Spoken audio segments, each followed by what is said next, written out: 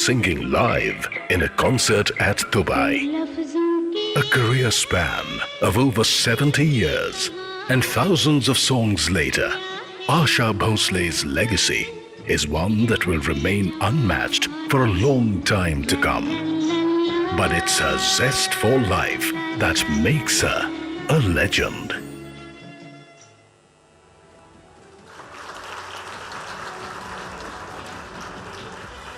आज rising India she शक्ति के मंच पर महामहिम राष्ट्रपति द्रौपदी मुर्मू जी आशा भोसले जी को भारतीय संगीत में उनके योगदान के लिए सम्मानित करेंगी।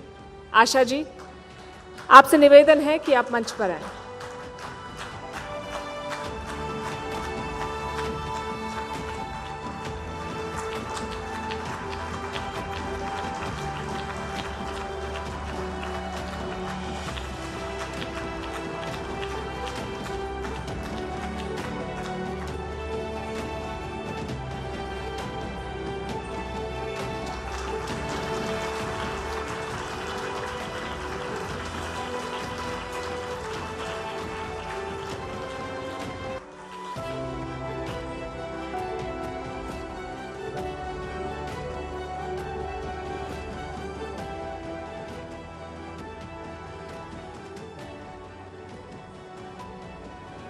इस सुंदर अवसर में हम सबके बीच आशा दीदी है, तो आशा दीदी की आवाज़ में हम सबको उनके पसंद के एक गाना गाने के लिए मैं रिक्वेस्ट करूँगी।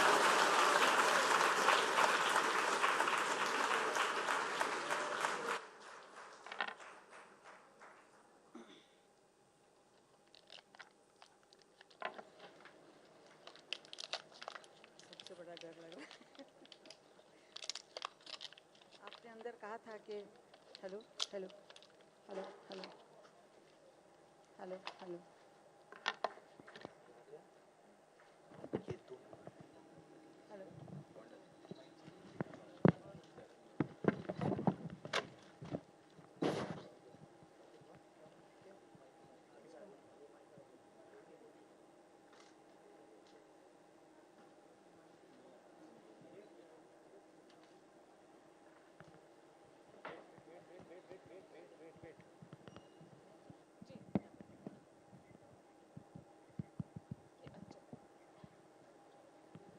हेलो।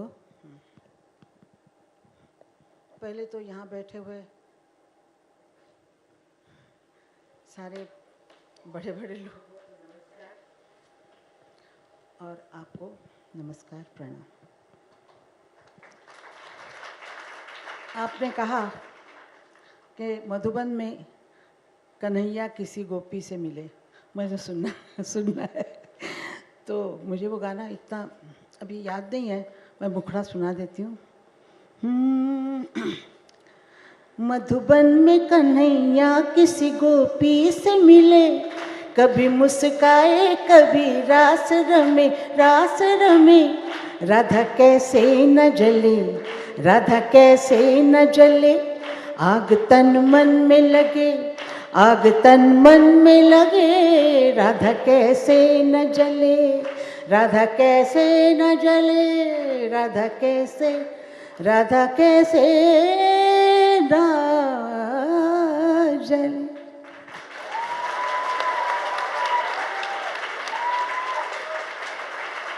अभी मेरे पसंद के है, आपके पसंद के चुरा लिया है, चुरा लिया है तुमने जो दिल को,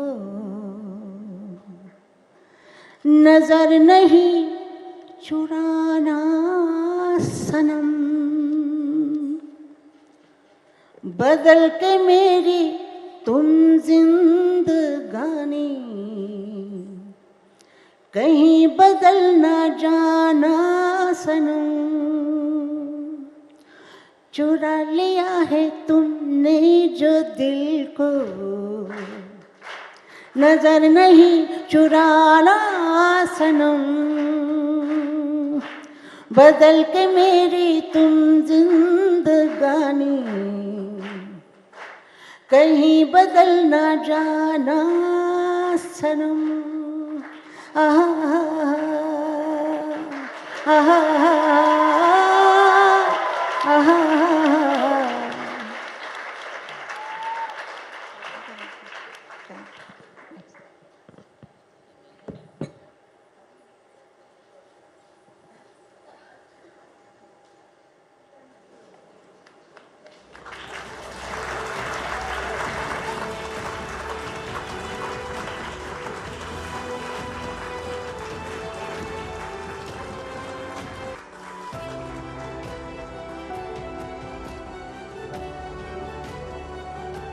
thank you so much, it was beautiful. बहुत बहुत धन्यवाद आपका। राजनीति के दांव पेच हो या फिर खेल का मैदान हो, रॉकेट साइंस हो या देश की हिफाजत करने की जिम्मेदारी, महिलाओं ने पुरुषों के साथ कंधे से कंधा मिलाकर हर फर्ज न सिर्फ बखूबी निभाया है, बल्कि पूरी दुनिया में भारत का परचम बुलंदी से लहराया है। और नेटवर्क 18 अपने राइजिंग इंडिया शी शक्ति मंच से भारत की ऐसी ही महिलाओं के हौसले और जज्बे को सलाम करता है। शी शक्ति महिलाओं को सम्मानित करने का एक प्रयास है। मैं अब महामहिम राष्ट्रपति द्रौपदी मुर्मू जी से विनम्र निवेदन करती हूं कि वो नारी शक्ति पर अपने विचार हमसे साझा करें।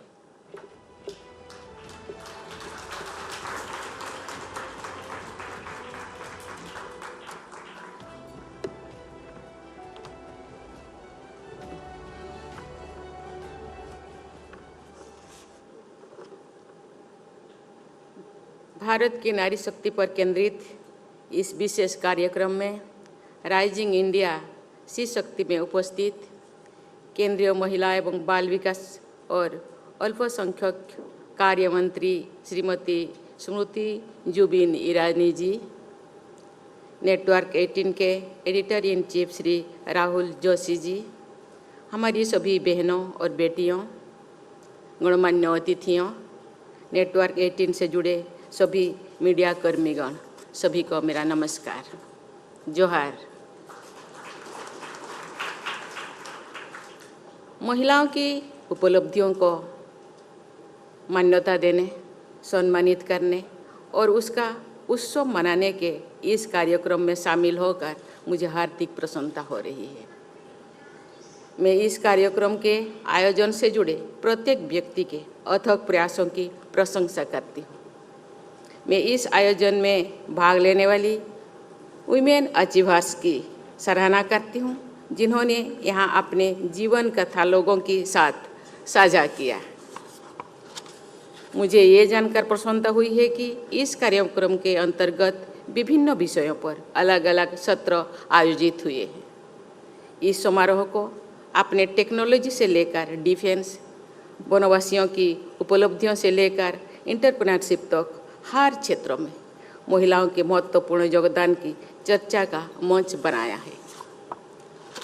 मुझे बताया गया है कि आज के सत्र में अनेक सफल महिलाओं ने अपने अनुभव और विचार साझा किए हैं। यहाँ पर आशा दीदी और भारत की missile women doctor Tessy Thomas से लेकर कविता सिंह, बधुरी ताती और पुनीता अरोड़ा जैसे हस्तियों को उपस्थित महत्वपूर्ण है। आप सभी ने एक सामान्य सी शुरुआत करके अपने लगन और परिश्रम के बल पर बड़े मुकाम हासिल किए हैं। आप सभी को बहुत बहुत बधाई।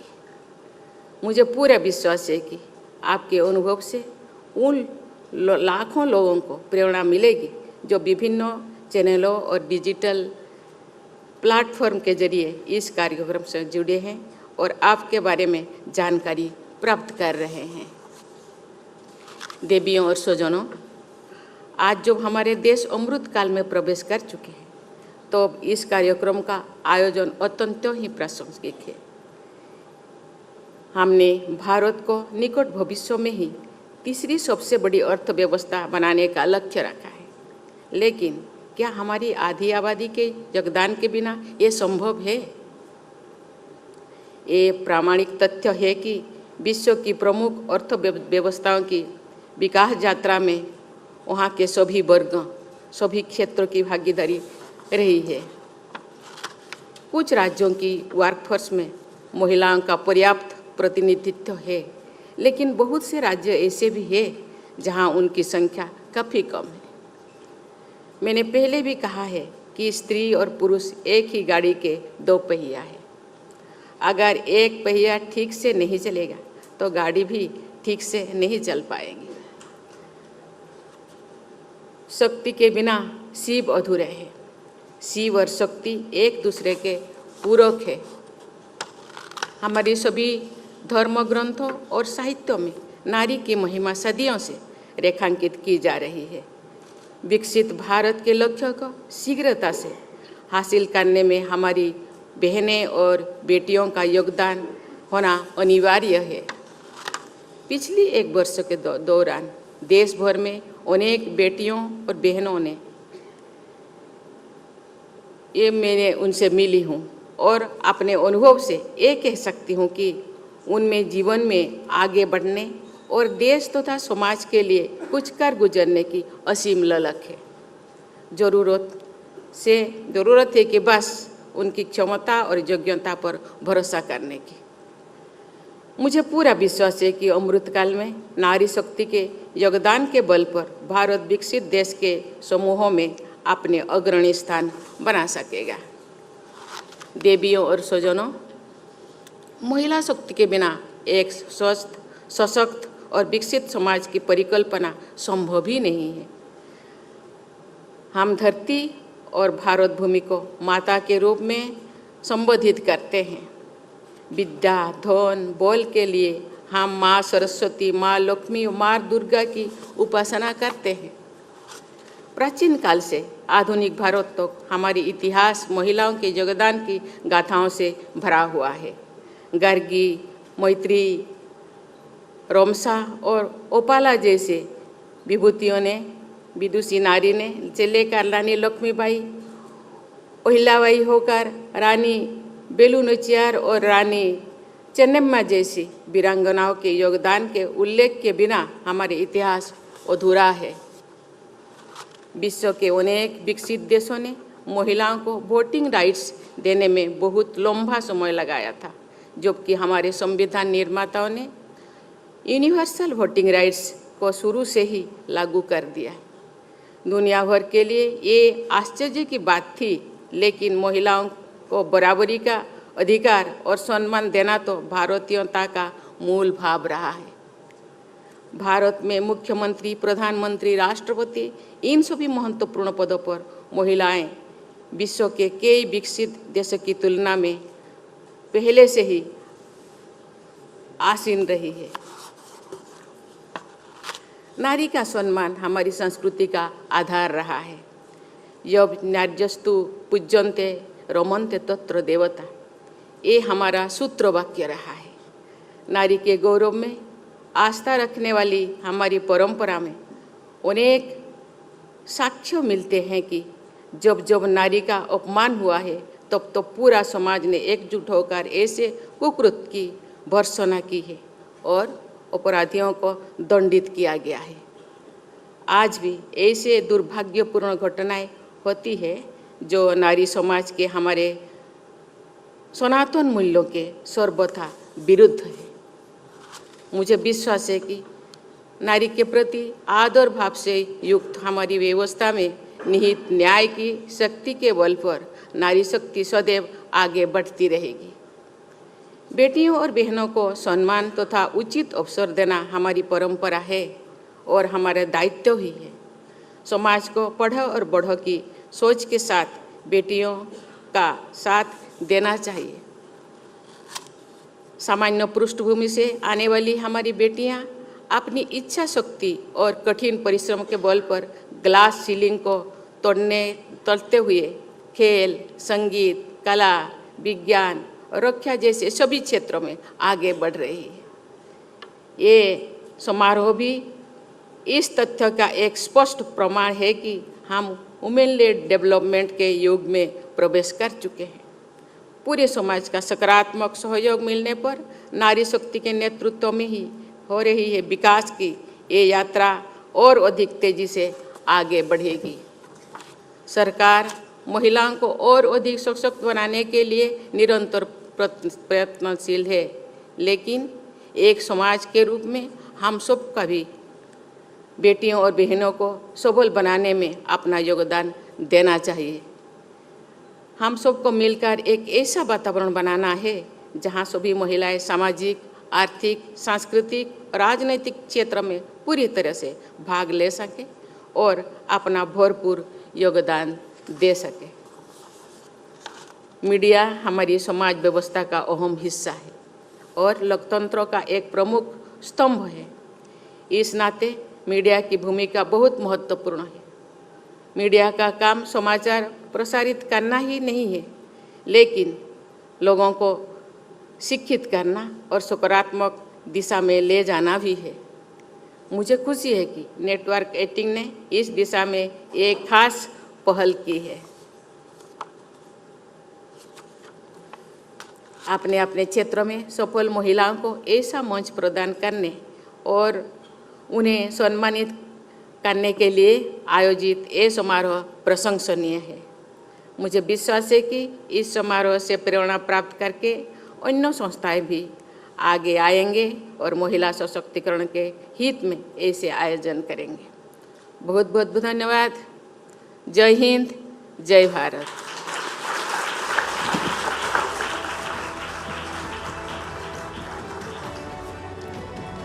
बहुत बहुत धन्यवाद महामहिम राष्ट्रपति जी आपके प्रेरणादायक विचारों के लिए। अब मैं हॉल में मौजूद तमाम अतिथियों से निवेदन करूंगी कि वो भारत के राष्ट्रगान के सम्मान में एक बार फिर खड़े हो जाएं। प्रिया सुरैया जी से विनती है कि वो मंच पर आकर राष्ट्रगान गाएं।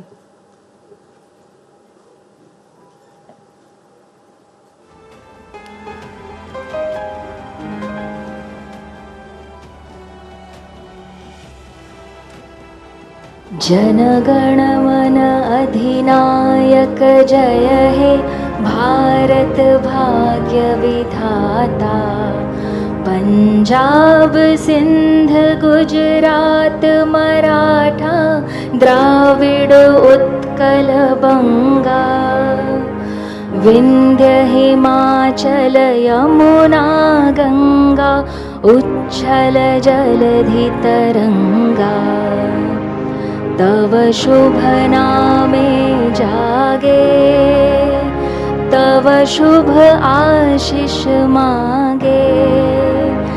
गाहे तव जय गाथा जनगण मंगलदायक जय हे भारत भाग्य विधाता।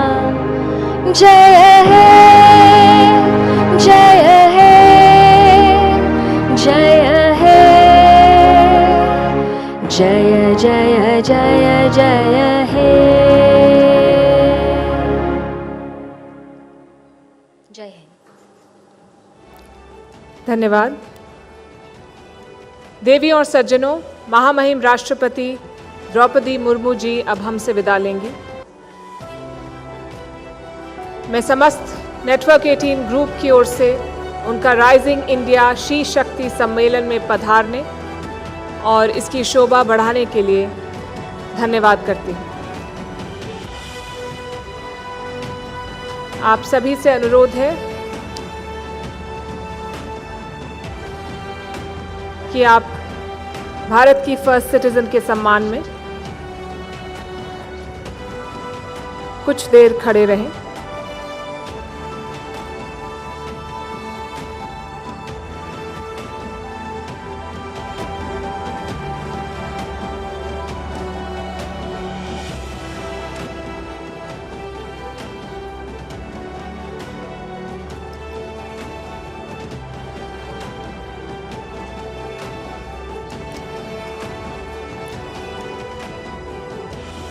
बहुत शुक्रिया।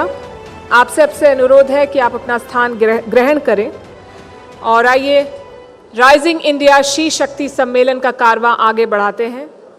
और मैं एक बार फिर आशा भोसले जी से गुजारिश करूंगी कि वो मंच पर आए और हमें अपने सुरों और शब्दों से आशीर्वाद दें। इस सिलसिले को आगे बढ़ाने के लिए मैं अपनी सहयोगी और CNBC TV 18 की मैनेजिंग एडिटर शिरीन भान को भी मंच पे निमंत्रित करती हूं। आप सबसे अनुरोध है कि आप अपना स्थान ग्रहण करें।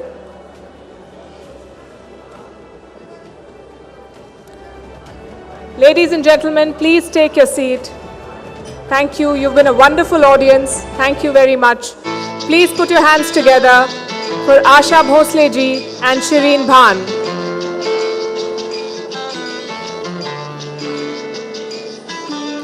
I'm going to request you one more time to please take your seats.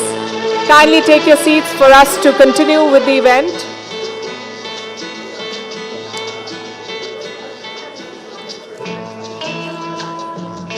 Ladies and gentlemen, may I please request everybody to please take their seats and clear the front alley, please. May I request everybody to please take your seats. Thank you. The sessions continue. Thank you very much. Please clear the front alley.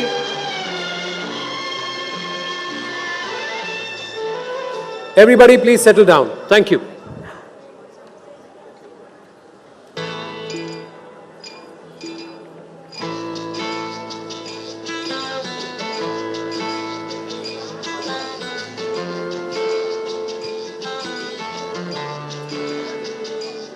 I think the dignitaries on the stage and especially Asha Tai deserves our respect. Please, may I please request everybody to settle down. Sit down, please. It's our dharma. Please let us do this. Thank you very much.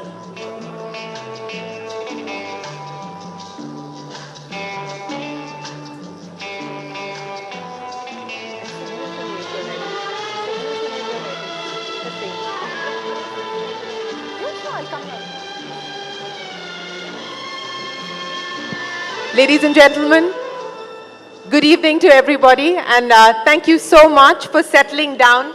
We're in the midst of a legend. Asha ji, मैं ये बता नहीं सकती कि कितनी गर्व की बात है हमारे लिए कि आज आप यहाँ पे हैं हमारे साथ इस मंच पे. Ladies and gentlemen, a big round of applause for Asha Bhosle. We can do better. A standing ovation is what a legend like her truly deserves. So, Asha ji,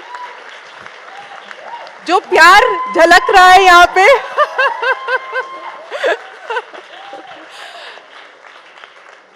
मैंने आपको पहले भी कहा था कि आज मैं इतने सारे लोगों से मिली हूँ और जितने भी लोगों ने मुझे बताया कि वो यहाँ आ रहे थे, सबने सबसे पहली बात यही की कि हम आ रहे हैं आशा जी को देखने के लिए. तो आपने देखा कि किस प्रकार का प्यार आपके लिए है. पर मैं शुरुआत करना चाहूँगी आपके जो सफ़र रहा है. आप 8 सितंबर को you're going to be 90, ladies and gentlemen. She's going to turn 90. What a fabulous journey it's been. और आपने हमेशा कहा है कि आप गाना नहीं चाहती थी, आप काम करना नहीं चाहती थी, आप फिल्में नहीं करना चाहती थी, लेकिन फिर भी आशा भोसले ने इतना कुछ कर दिया है, इतना करके भी आप अभी भी रिटायर नहीं हो रही हैं. आप चाहती मैं रिटायर? नहीं, बिल्कुल नहीं चाहते कि आप रिटायर हो. जब छोटी थी तब ये ठीक है. थोड़ा सा can we get the sound up on Asha ji's mic please? हाँ जी बोलिए. मैं जब छोटी थी गाना तो गाती थी, सीखती भी थी पिताजी से, लेकिन इतना ध्यान नहीं था. ना स्कूल में ध्यान था, ना कुछ किसी चीज़ में. वो खेल खेल खेल चाहिए और खाना चाहिए. मलाई बहुत खाती थी मैं. मलाई बहुत खाती थी. अभी खाती हैं कि नहीं? खाती हूँ. मलाई खाती हूँ. दूध बहुत पिया है मैंने. और सब लोग बोलते हैं आजकल दूध नहीं पीना चाहिए, तो मैं तो पी चुकी हूँ. और इसीलिए मैं शायद यहाँ आज हूँ. मुझे लगता है वो मलाई जो है वो काम आई है मेरे. फिर उसके बाद पता नहीं हालात ऐसे हो गए कि मैं गाने लग गई. गाना नहीं चाहती थी, फिर भी गाने लग गई. पता नहीं नसीब क्या चीज़ है, कुछ पता नहीं. अब हमको नहीं पता होता. फिर मैं गाने लग गई, फिर गाती गई। और आज तक गा रही हैं आप? जी हाँ, आज तक गा रही हूँ। बीच में बहुत बार सोचा कि अभी छोड़ दूँ, अभी बच्चे हो गए हैं तो छोड़ दूँ, फिर नहीं, तकदीर ही ऐसा झटका मारती थी कि गाना ही पड़ता था। तो इतना नजदीक कैसे लूँ मैं, मुंह में डालूँ क्या? जरा आवाज बड़ी करिएगा। कैन वी थोड़ा सा अगर आप ऐसे पकड़ें तो शायद बेटर रहेगा, अगर थोड़ा सा। Can we just increase the audio please for Asha ji's mic as much as possible? हाँ जी, ठीक है, हाँ अभी बिल्कुल। ठीक। बढ़िया। तो फिर से गाने लग गई, फिर से गाने लग गई, और गाती रही हूँ और गाती रहूँगी। गाती रही हैं और गाती रहेंगी। और आज जब हम बात कर रहे थे, आप अब दुबई जाएंगी, अपना जो 90th बर्थडे है वो आप सेलिब्रेट करेंगी एक शो के ज़रिए, और ये 3 घंटे का शो होगा, और आप गाने वाले ना ही सिर्फ अपने गाने, पर आपके जो फेवरेट सॉन्ग्स है जो आपने नहीं दर्शाए हैं, आपने नहीं गाए, वो भी आप गाएंगी। So tribute to the stars, tribute to the performers of all of these years that you've been performing. तो ये आपने कैसे सोचा कि मैं अब तक परफॉर्म करूंगी और अपने 90th बर्थडे को इस तरह सेलिब्रेट करूंगी? हर नामवर आदमी के पीछे कोई ना कोई होता है। जैसे लोग कहते हैं कि मेरी बीवी मेरा क्या बोलते हैं, एक्सपायर जी, एक्सप्रेशन देती है जी। हाँ, और वैसे मेरा बेटा है जो मेरा बैकबोन है, वो मुझे खड़ा रखता है। नहीं तो मैं कभी का मतलब वो हो जाती थी, नर्वस हो जाती है, कभी कुछ होती है, वो होने नहीं देता है। और ये जो शो है वो उसी का बनाया हुआ है कि उसकी माँ, उसको मैं इतनी प्रिय हूँ कि उसने बोला 90th बर्थडे कोई गाता नहीं है इस उम्र में, और तुम गा रही हो अभी तक, तो मैं ज़ोरदार शो करूँगा, like Broadway. Like Broadway. Yeah. And that is the tribute that her son, who's here with us. Ladies and gentlemen, a big round of applause to him as well. Thank you so much for giving all of us an opportunity to basically see her in action, in live action once again. Asha ji, आपसे मैं ये पूछना चाहूँगी, मैंने आपका एक पुराना interview देखा था, ये 1991 की बात है, और 1991 में आपसे जब पूछा गया था कि आप कैसे देखती हैं अपने सफ़र को, और आपने कहा था मैं जैसे बिल्डिंग की 7वीं मंजिल होती है उस पे बैठ के देखती हूँ कि एक डिस्पैशनेट ऑब्जर्वर की तरह देखती हूँ कि मेरा किस प्रकार का सफ़र रहा है। आज 90 इयर्स ऑन, आप किस प्रकार से अपने जर्नी और अपने सफ़र को देखती हैं? असल में देखा जाए तो ये भी हो सकता है कि आदमी कुड़ जाए कि कितना मैंने दुख सहा है, कितना मैंने कुछ किया है, ये वो नहीं करके मुझे ऐसा लगता है कि वाह, इतना कुछ पार करके मैं आई हूँ, आज इतना पार करके आई हूँ कि किसी औरत के लिए नारी शक्ति है, शिव है। शक्ति नहीं है तो शिव भी नहीं है, वो शव हो जाता है। तो शक्ति जो है वो हर औरत में है, हर औरत उसको पहचानती नहीं है। अगर वो अपनी शक्ति जान जाए तो वो बहुत काम कर सकती है। मैं आपको बताती हूँ कि मैं पढ़ी लिखी नहीं हूँ, इतने साल मैं सब मेरा कारोबार चला रही हूँ, मतलब बच्चे बड़े होने तक। कितना मुश्किल है कि एक औरत, अकेली औरत, 3 बच्चों को बड़ा करना, उनको स्कूल भेजना, उनके लिए खाना पकाना, उनके कपड़े देखना, उनको क्या संस्कार देने हैं, क्या नहीं करना है, ये सब देखते हुए फिर दिन रात काम करना है। रिकॉर्डिंग जाना है 10 बजे, रात के 2 बजे आना है। ऐसे मैंने लाइफ झेली है। फिर उसमें भी लोगों के, आपको जानती हैं, ताने वाने सुनना, उसको भी हंस के मज़ा लेके ताने सुनना करना, और जैसे इग्नोर करना दुनिया को, ऐसे इग्नोर किया मैंने, और मैंने अपना काम करती गई। आपने जो कहा है कि दुनिया वाले तो बोलते रहेंगे, दुनिया का काम है बोलना, लेकिन आपने इग्नोर किया और आपको जो करना था वो आपने किया। आपने शक्ति की बात की और कहा कि सब नारियों में ये शक्ति होती है, पहचानने की थोड़ी बहुत देरी लग जाती है। आपको कब पता चला? क्योंकि आपने कहा you were a single mother, आपने फाइनेंशियली अपना जो थे अपनी इंडिपेंडेंट थी काफ़ी बिगनिंग से, तो आपने ये जो शक्ति थी आपको कब ये महसूस हुआ कि मैं कुछ भी कर सकती हूँ?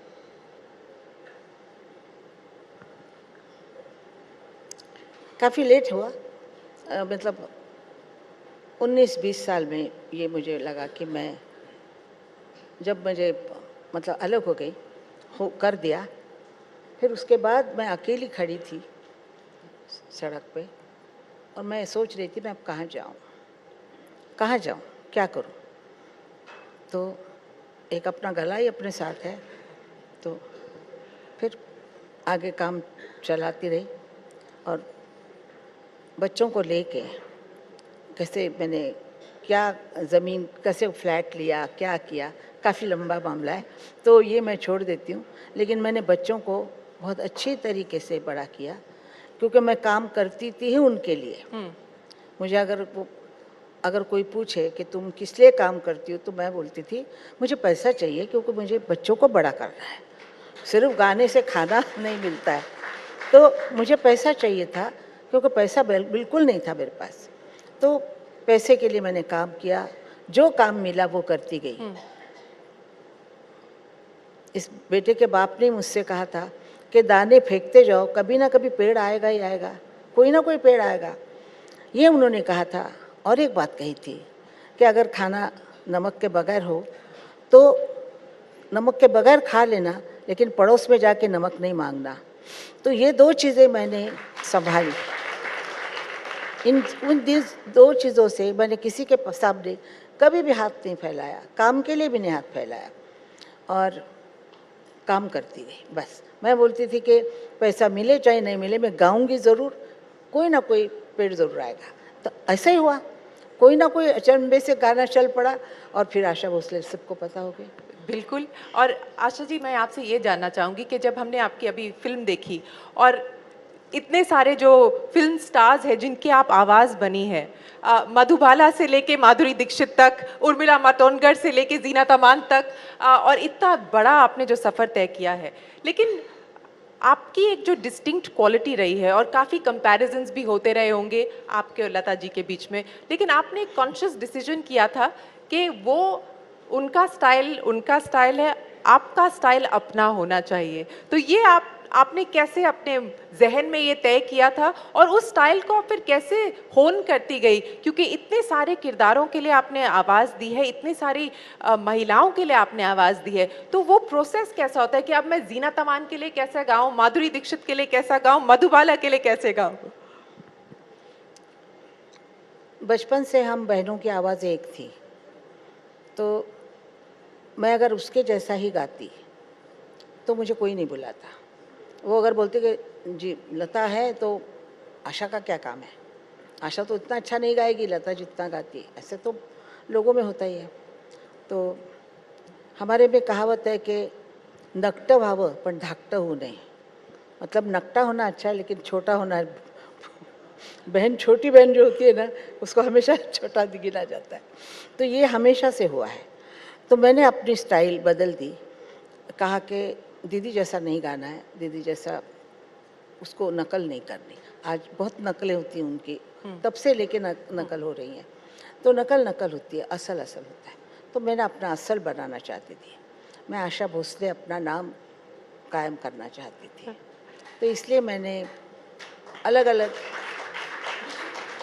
अलग देशों के गाने सुने, अलग अलग इंग्लिश बोलते इटालियन, स्पेनिश, कोई भी मैंने ये संगीत छोड़ा नहीं, और मैंने सुनती गई और अपने आवाज़ को चेंज करती गई, अपनी भावनाओं को उनको देख के सोचती थी कि ये कैसे गा रही हैं, ये कैसे करना है। ऐसे करते करते फिल्मों में मैं वही करने लग गई और लोगों को कहा ये बहुत अच्छा स्टाइल है, ऐसा कोई गाता ही नहीं है। और ये बहुत अच्छी बात हुई कि मेरे स्टाइल का गाना कोई भी नहीं गा सकता था उस वक्त। तो मुझे अच्छा लगता था। लोगों ने काफी ट्राई तो किया है लेकिन ट्राई तो सब करते हैं और उसमें कोई तकलीफ नहीं है। अगर कोई अच्छा कुछ करना चाहता है, अगर वो नकल भी करता है तो अच्छे के लिए करता है। मुझे इसमें कुछ नहीं है, मेरी जलने की आदत नहीं है। हाँ। कि ये ऐसा हुआ तो वो मुझे चाहिए, ऐसा वैसा, वो नहीं है। मुझे ऐसा लगता है कि जिसके नसीब में जो है उसको मिलेगा। मेरे नसीब में था, मुझे मिला कि नहीं, क्योंकि मेरे नसीब में था। मैंने मेहनत की, बहुत मेहनत की, मैंने बहुत दुख काटे हैं, लेकिन मिला मुझे। ऐसे सुंदर बच्चे मिले, ऐसे सुंदर पोता पोती वगैरह मिले हैं, सब अच्छा है। मुझे जलन नहीं किसी से। मैं खुद ही बोल रही हूँ, मैं बड़ी दिल की औरत हूँ कि मैं अगर चाहूँ तो मेरा प्रेशस चीज़ होगी ना, मुझे मालूम है कि इससे मेरा बहुत नाम होने वाला ये है, वो मैं उसको छोड़ के आ जाती हूँ। मैं इतनी बड़ी ईगो नहीं है। ईगो नहीं है, ईगो नहीं है, इसलिए मैं लोगों को बहुत पसंद हूँ। लोग मुझे गाने से ज़्यादा पर्सन से पसंद करते हैं। आशा भोसले मैं कैसी हूँ वैसे उनको पता है कि ये बहुत साफ बोलने वाली औरत है, ये सबसे मिलनसार है, सब है, वो उनको पसंद है। मैं इसलिए उनके घर की सदस्य बन गई हूँ। गाना सुनते हैं वो, गाने से मेरे को पहले जाना है, लेकिन बाद में घर का सदस्य बना लिया है। बिल्कुल घर का सदस्य है। और I think you are the subconscious of the nation. अगर हमें प्यार हुआ किसी से तो आपका गाना मन में आता है, दुखी हुए तो आपका गाना मन में आता है। जो भी एक इमोशनल जो जर्नी होती है हमारे जहन में, आपके गाने तो ज़रूर याद आ जाते हैं। लेकिन आशा जी, मैं आपसे ये पूछना चाहूँगी, आज आपकी ग्रैंड डॉटर यहाँ पे है, she is also attempting to get into the music business and आप उनसे क्या कहती हैं जब आपकी कॉन्वर्सेशन होती है? वो कहती हैं कि उन्हें भी आपके जैसे बनना है और आपकी जैसे सफ़र करना है, तो आप उन्हें क्या कहती हैं? वो मेरे से बहुत ज़्यादा टैलेंटेड है। आपसे ज़्यादा टैलेंटेड है? क्योंकि वो कथक डांस 5 साल से सीखी है, उम्र की 5 साल से। वो कथक में एकदम ठीक है, मॉडर्न डांस में भी अच्छी है, एक्टिंग भी करती है, गाना भी गाती है, तो मुझसे ज़्यादा उसमें है। बिल्कुल सुनेंगे, बिल्कुल सुनेंगे। I heard you. I'm walking up to her because this is your grandmother has said that you're as talented as her. So आज तुझा आवाज चांगला नाही, गाणं गाऊ नकोस. she's already giving you instructions on stage, is it? A tribute to your grandmother.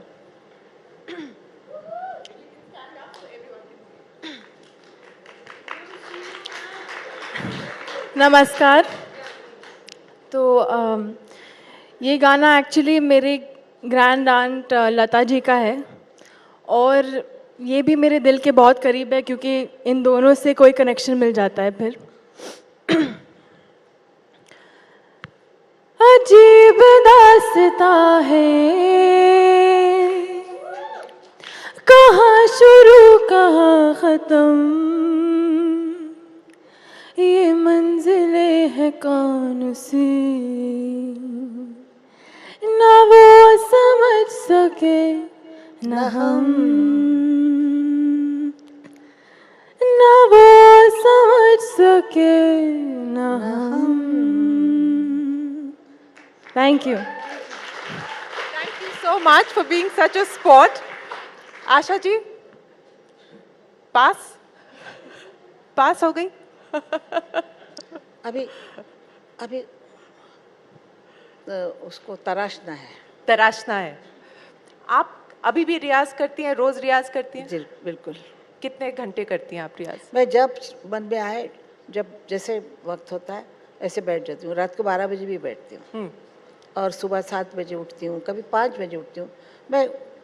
मेरा ऐसा बंधन नहीं है कि मैं अभी सुबह ही करूँ या रात, कभी भी बैठती हूँ। हाँ। मेरे नौकर बहुत तंग आ गए मेरे से। जब देखो गाती रहती है, जब देखो ताने गाती मारती रहती है। पर ये मैं आपसे पूछना चाहूँगी, आप एक थोड़ी रेबलियस भी रही हैं। आप बहुत रही हैं, बहुत रिबेलियस रही हैं कि आपकी मम्मी ने कहा था कि बाल नहीं काटने चाहिए, लेकिन आप जब बचपन में आप खुद ही गई और बाल कटवा के वापस आ गई। 13 साल की थी 13 साल की थी। और नाना चौक में कोई उस वक़्त तो आज से कितने साल पहले, मतलब 44-45 की बात है, तब तो औरतों के लिए कोई दुकान होता ही नहीं था बाल काटने का, कुछ नहीं था ना, अभी जैसा है सैलून वालून। तो उस वक़्त मैं बाजू में एक क्रिश्चियन आदमी का दुकान था, डेबेलो करके, उसके दुकान में सब आदमी लोग बैठे दाढ़ी वाड़ी कर रहे थे, तो मैं जाके अपने बाल कटवा के आ गई। माँ ने इतना मारा है मेरे को, बहुत मारा। मैंने कहा आ जाएंगे बाल, तू क्यों मारती है मेरे को। और उस टाइम सभी लोग वाइट साड़ीज पहनती थी, लेकिन आपने डिसाइड किया था कि आप कलर पहनेंगी। मुझे अच्छे लगते colour, light pink, baby blue, जैसे स्काई होता है ऐसे ऐसे कलर बहुत अच्छे लगते हैं, और मैं पहनती थी। लेकिन हमारे घर में सब दीदी वगैरह सब सफ़ेद पहनते थे, बॉर्डर वाली साड़ी। तो Asha Bhosle is a colourful personality. जी हाँ। और आपसे ये मैं पूछना चाहूँगी कि आपका जो आपके साथ जिन्होंने गाया है 900 गाने गाए मोहम्मद रफ़ी साहब ने आपके साथ, और आपके फेवरेट सिंगर रहे हैं। एक अगर कोई गाना हो जो आपके सफ़र को कैप्चर करता है, वो बताइए। जो आपका कोई फेवरेट गाना हो, या जिससे आप अभी भी इंस्पायर होती हैं, जिसको आप सुन के मूव होती हैं। कोई भी गाना। वैसे मेरे किशोर से ज़्यादा आप किशोर जी का याद?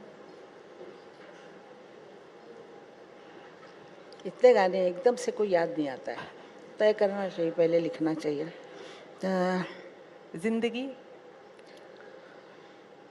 जिंदगी के सफ़र में गुजर जाते हैं जो मकाम, वो फिर नहीं आते, वो फिर नहीं आते।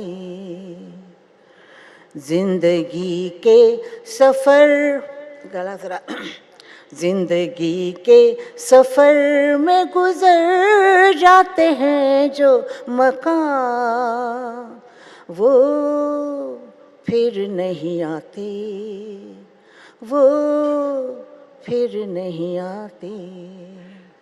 Asha ji, thank you so much. Ladies and gentlemen, we have to do this. We have to do this for Asha Bhosle. She turns 90 on the 8th of September. Can we all sing a very happy birthday to her in advance? Ladies and gentlemen, happy birthday to you. Happy birthday to you. Happy birthday, dear Asha ji. Happy birthday to you.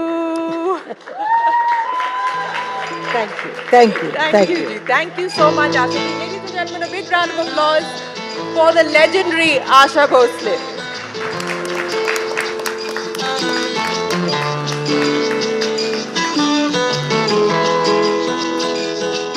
तो thank you आप लोगों ने मुझे यहाँ बुलाया और आप आई यहाँ पर। प्रेसिडेंट साहब के हाथ से मुझे अवार्ड मिला है, इसलिए मैं बहुत शुक्रगुजार हूँ और बहुत आपकी आभारी हूँ, और I love you. Asha ji, बहुत बहुत शुक्रिया आपका हमारे साथ जुड़ने के लिए। Ladies and gentleman, a huge round of applause for Asha Taiya. शी-शक्ति के मंच पर आशा ताई आप आई, आपने अपना कीमती वक्त हमें दिया, हमारे दर्शकों को दिया। सुरीली शक्ति के लिए एक बार फिर से हम चाहेंगे सभी जोरदार तालियों से एक बार ये साबित कर दें कि आखिर किस तरह से शी-शक्ति का ये मंच खूबसूरत पलों से सराबोर हुआ।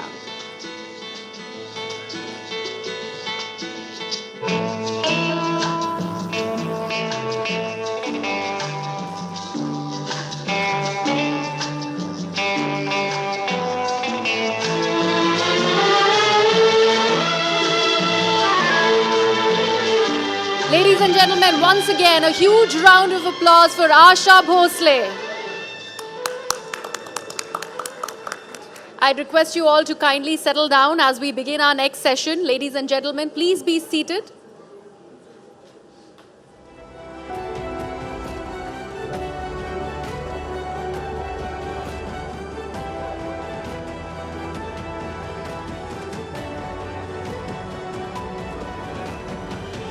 देवियों और सज्जनों, अब वक्त है हमारे अगले सेशन अगम शक्ति का। इतिहास गवाह है, शी शक्ति की दृढ़ शक्ति के आगे पूरी दुनिया नतमस्तक हुई। मैं कर सकती हूँ कि अपार साहस ने न सिर्फ उनके किरदार को पुरुष प्रधान समाज में सबसे अलग पहचान दिलाई, बल्कि बाधाओं की जंजीरों में जकड़ी हजारों लाखों महिलाओं को ये विश्वास भी दिलाया कि उनकी जिंदगी का विष भी अब अमृत बन सकता है। These trailblazers have ventured into domains traditionally considered male-dominated, showcasing exceptional resilience and determination. Before I invite them over, let me please invite my colleague Shivani Gupta to join us on stage, please.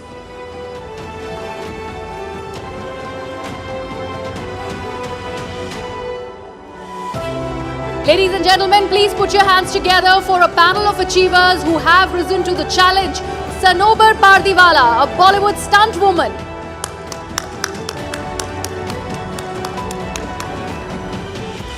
Yogita Raghuvanshi, India's first female truck driver.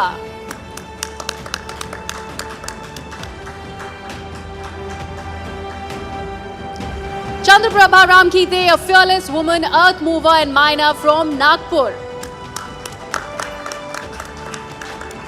And the remarkable C.A. Bhavani Devi, India's fencing trailblazer.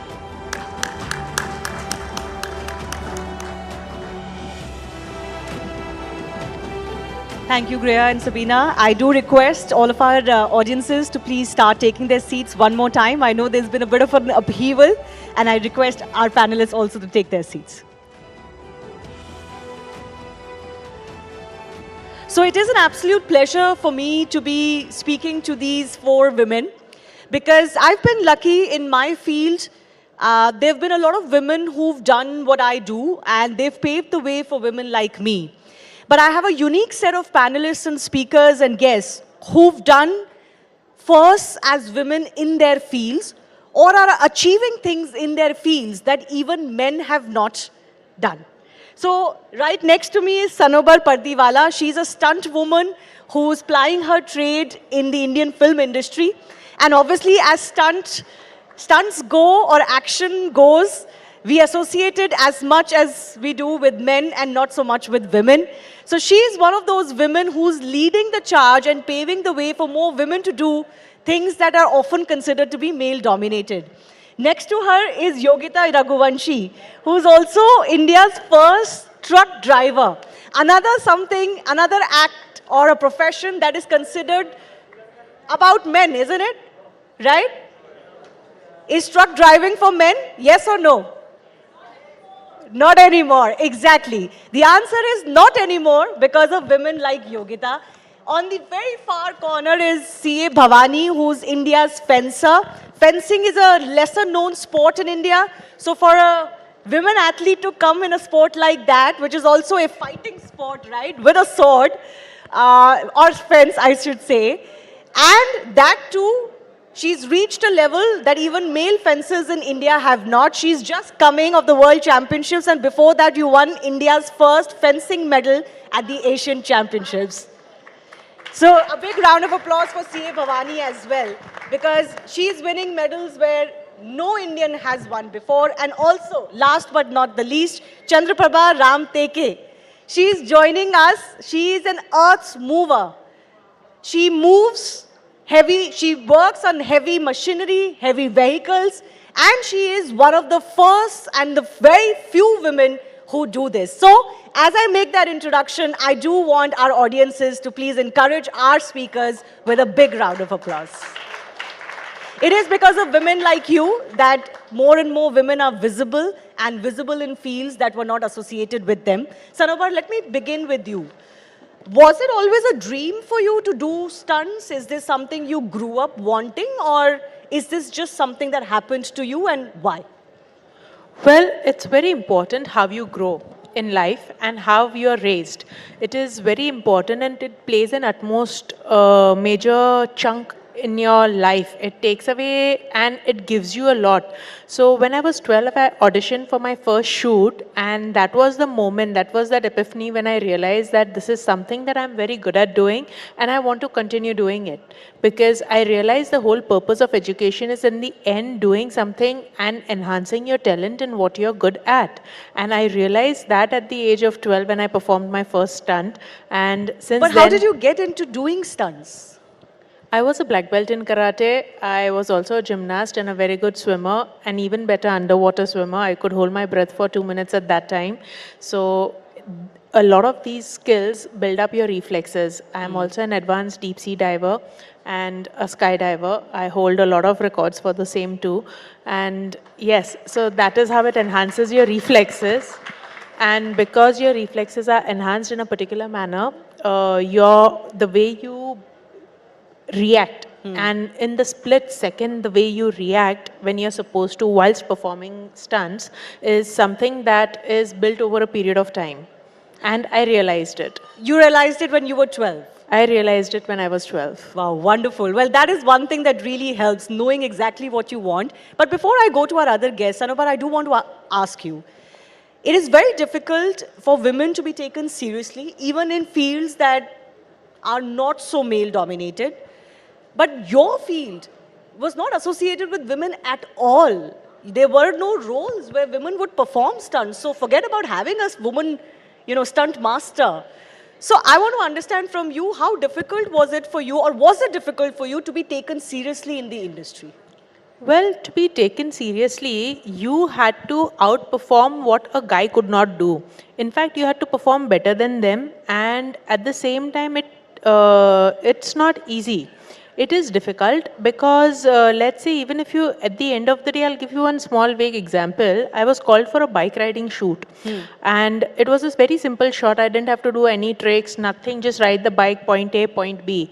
And just before the take, the director asks me in front of everyone in the loud mic saying, "Can you ride a bike? Are you sure you can ride the bike? Wait, stop." And I'm like, "Didn't you see me ride a bike to the shoot?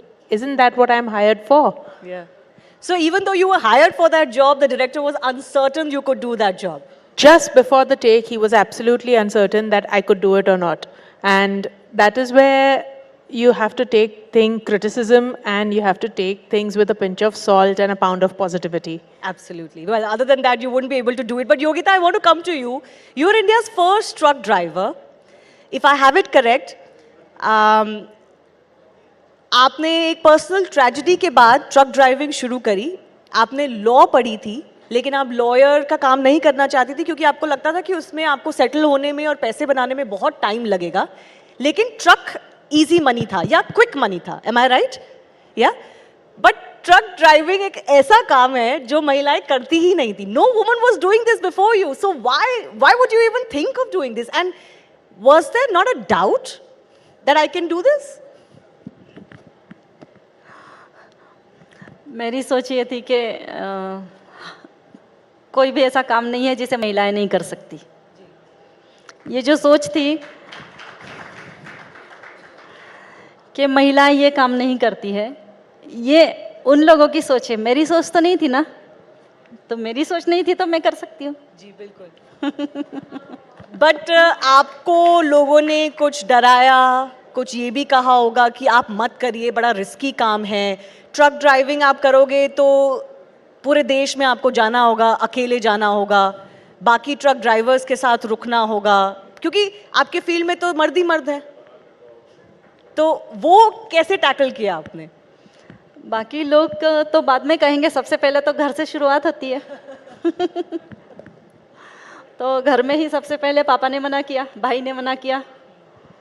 मैंने नहीं सुना उनका कुछ, मतलब जो भी उन्होंने कहा, और मैंने तो वही किया जो मुझे करना था, और उसी में आगे बढ़ी और आज भी कर रही हूँ. लेकिन करते करते क्या चैलेंजेस आपने देखे, जो सिर्फ वो चैलेंजेस थे जो आपकी कैपेबिलिटी से रिलेटेड नहीं थे, सिर्फ उस चीज़ से रिलेटेड थे कि आप एक महिला हैं? हाँ, एक बहुत बड़ा मतलब चैलेंज ये था कि पब्लिक मतलब आम जो लोगों के बीच मेरी गाड़ी जाती है और आती या रुकती, या फिर मैं जैसे टायर वाले के यहाँ पे रुकी है गाड़ी और मैं कह रही हूँ कि भैया टायर बनाएंगे, तो वो स्कूटर लेके गाड़ी के मतलब दुकान के पास आ जाता है, बोलता बनाता है, फिर मैं कहती हूँ भैया मेरा गाड़ी का टायर बनाएंगे, तो बोले ये स्कूटर आपकी नहीं है। मैंने कहा नहीं, मेरी वो ट्रक है, उसका टायर बनाएंगे। तो आपकी गाड़ी नहीं पहचान पाते थे वो? हाँ, मतलब कभी सोचा ही नहीं उन लोगों ने कि ट्रक आपका हो सकता है। और ऐसे ही हाथ से सभी दूर ज़्यादातर हुए। मतलब बाकी ट्रक ड्राइवर्स ने आपको देख के कैसे रिएक्ट किया? उन्होंने आपको इनकरेज किया, आपको कंफर्टेबल फील कराने की कोशिश करी, लेकिन या बाकी मर्द को लगता था कि ये औरत कहाँ से आ गई हमारे बीच में? ढाबे के ऊपर जब आधी रात में ड्राइवर्स लोग चाय पीते थे, मैं भी पीने के लिए ब्रेक मारी और गई, तो सारे इस नज़र से देख रहे थे कि कहाँ से आ गई है और क्या है, और ये चाय पी रही है। मतलब मेन तो महिला रात में आधी रात में ड्राइवर्स लोगों के बीच में जाके चाय तो पिएगी नहीं डिमांड करके। तो आप जाती थी उनके बीच में? हाँ, क्योंकि मुझे रात भर जैसे मेरे पास टमाटर लोड है तो मुझे रात भर ड्राइव करना है। हाँ। तो मुझे चाय की ज़रूरत तो पड़ती थी नींद को भगाने के लिए। आपको कभी अपनी सेफ्टी के लिए कुछ दिक्कत हुई, कुछ मुश्किलें आई? एज ए वुमेन मतलब महिला होने के नाते मुझे सेफ्टी की कभी ज़रूरत नहीं पड़ी, क्योंकि किसी भी ड्राइवर या फिर मतलब जेंट्स लोगों के बीच जब मैं गई तो मुझे उनसे असुरक्षा महसूस नहीं हुई, क्योंकि मेरा कॉन्फिडेंस उनके नज़रिए से कई गुना ज़्यादा पावरफुल था। जी। तो मतलब मुझे अपने ऊपर इतना कॉन्फिडेंस था कि मैं ये लोग कुछ भी सोचे मुझे कोई फ़र्क नहीं पड़ रहा है। मैं बाकायदा 2 बिस्किट लेती हूँ, चाय पीती हूँ, और जब सारे लोग मेरे पे नज़र रखते हैं कि ये कहाँ जाती है देखते हैं, और जब ट्रक में बैठ के ट्रक चलाती हूँ तो मुझे सैल्यूट मारते हैं। अच्छा। You know, this is a very important lesson as women. I think all of us understand this कि आप एक कॉन्फिडेंस के साथ बिहेव करें, कॉन्फिडेंस के साथ चलें तो लोगों को वो दिखता है, और आपके सामने अगर कोई गलत नज़रिए का मर्द है भी तो वो भी आपसे ज़रा 2 कदम दूर ही रहेगा, अगर आप वो कॉन्फिडेंस एग्जीक्यूट करते हैं तो। लेकिन एक बहुत इंपॉर्टेंट चीज़ जो योगिता ने बोली, as women, as young girls, specially in cities और इवन इन स्मॉलर सिटीज़ और टाउन्स, हम लोग घर से 10-11 बजे के बाद निकलते भी नहीं हैं, और यहाँ पे योगिता अकेले ट्रक ड्राइविंग कर रही है around the world on highways which are barely lit and stopping at dhabas and all. So I think she deserves a big round of applause for just having that heart to do so. To just think कि मैं कर सकती हूँ, इसमें क्या बड़ी बात है? जी योगिता जी? हाँ बिल्कुल। कभी डाउट नहीं हुआ? नहीं, कभी भी नहीं हुआ, बिल्कुल 1% या -0.1% भी नहीं हुआ, मतलब बिल्कुल जी। क्योंकि मैं कर सकती हूँ, जो भी प्रॉब्लम्स आएगी उसे मैं हैंडल करूँगी। और मैंने महसूस किया कि एक प्रॉब्लम्स को शॉर्ट आउट करते हुए जब आगे बढ़ रहे तो पता नहीं कैसे अपने आप ही ऊपर वाला सारे रास्ते खोलते हुए चलता है। जी बिल्कुल, उस पर भरोसा करना चाहिए। बिल्कुल। चंद्रप्रभा जी भी एक ऐसी ही महिला है जिन्होंने वो काम किया है जो महिलाएं नहीं करती थी। आप एक अर्थ मूवर हैं, आप बड़ी बड़ी मशीनरी और व्हीकल्स चलाती हैं, तो हम मुझे अपने सफ़र के बारे में थोड़ा सा बताइए। ये काम आपने क्यों शुरू किया? आपके हस्बैंड करते थे उसी कंपनी में? नहीं, उसी कंपनी में काम करते थे, लेकिन कंपनी में काम करते थे, लेकिन जो हैवी व्हीकल्स हैं वो आपने चलाना शुरू किया। हाँ। ऐसा क्यों? क्योंकि मैम थोड़ा सा माइक ऊपर करिए। पियून भी सब बनते हैं, पियून चपरासी भी बनते हैं, यानी सब काम करने वाले बनते हैं, लेकिन ऐसा हेवी मशीन चलाने वाले कोई नहीं बनते। तो हमने सोचा कि हम नया कुछ करके दिखाएंगे, और फिर मेरे को बहुत लोगों ने डरा है कि खदान है, वहाँ मर जाते हैं, घुटने टूटते हैं, कमर टूटती है, और वो जेंट्स का काम है, लेडीज का काम नहीं है। फिर भी मैंने बोली कि नहीं, मैं करके दिखाऊंगी और कर सकती हूँ जी, और आगे बढ़ गई मैं। मेरे को सपोर्ट सब लोगों ने किया है, मेरे ऑफिसर लोगों ने, सबने सपोर्ट किया जी। और कोई डराते थे कि नहीं करना करके, लेकिन घर का भी सपोर्ट अच्छा था कि आप कर सकती हो जी, मैं करके दिखाई। चलिए चंद्रप्रभा जी, एक सवाल मैं आपसे पूछूं। ये ऐसे फील्ड्स हैं, आप नोटिस करेंगे हमारे जो पैनलिस्ट हैं बहुत ही फिजिकल फील्ड्स में हैं, तो उनका जो फील्ड है वो ऐसे फील्ड्स हैं जो महिलाओं और मर्दों के बीच में जो एक बहुत फंडामेंटल डिफरेंस है वो स्ट्रेंथ का डिफरेंस है, साइज का डिफरेंस है। I think we can accept that men are bigger, often stronger than us. That's just how it is. That's how our biology, physiology is. लेकिन आपके वो फील्ड्स हैं जिसमें स्ट्रेंथ लगती है और डेंजरस फील्ड्स हैं. तो चंद प्रभा जी, आपको कभी लगा कि आपकी बॉडी में वो उतनी ताकत नहीं है जो जरूरी है आपके फील्ड के लिए? हाँ, लगा ना मैडम. लगा. हाँ. तो कैसे आपने ओवरकम किया? जब स्टार्टिंग में जब मशीन पे चले गई ना मैं, तो वो मशीन देख के मुझे भी डर लग गया. तो ऐसा धीरे धीरे पैर वगैरह डालना था मेरे को, और वो मशीन के ऊपर चढ़ना था, फिर बटन दबाना था, क्या करना था ये मेरे को नहीं समझ में आता था. लेकिन कोई कोई जेंट्स ऐसे रहते हैं कि चलो मैडम आपको इच्छा है तो चलो आपको शिकायत देते हैं जी. तो मैं पहले तो वो क्या बोलते पीसी सीख गई मैं. फिर बाद में शावेल बोले तो पूरे खदान की एकमात्र ऐसी बड़ी मशीन है कि चार बकेट उसमें डाले तो एक डंपर फुल हो जाता है. तो फिर मेरे को सब लोग डराते थे कि ये शक्तिशाली मैडम का काम है, आपका काम नहीं है, आप मत करो ये काम, आप छोटा मोटा काम कर लो, कुछ भी मांग लो. नहीं, मेरे को वही करना है, मेरे को आगे बढ़ना है. ऐसा बिल्कुल. So basically even if there are issues of physical strength, you can overcome it. अगर आपके पास बिलीफ है और कॉन्फिडेंस है कि आप कर सकते हो, यू कैन ओवरकम. बिल्कुल कर सकते मैम, बिल्कुल कर सकते सारा. तो आप मुझे बताइए, आपके फैमिली में बच्चे हैं आपके? हाँ, लड़की एक लड़का है, एक लड़की. अच्छा, तो आप अपनी लड़की के लिए क्या चाह रही हैं? अब क्या करे वो? लड़की के लिए जी, लड़की के लिए वो भी मेरे जैसी स्ट्रांग बनना चाहिए, आगे बढ़ना चाहिए. बिल्कुल.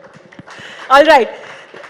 Let me go across to Bhavani Devi as well, who's the sports star and athlete on the panel. Bhavani, you are playing a sport which is not very well known in India.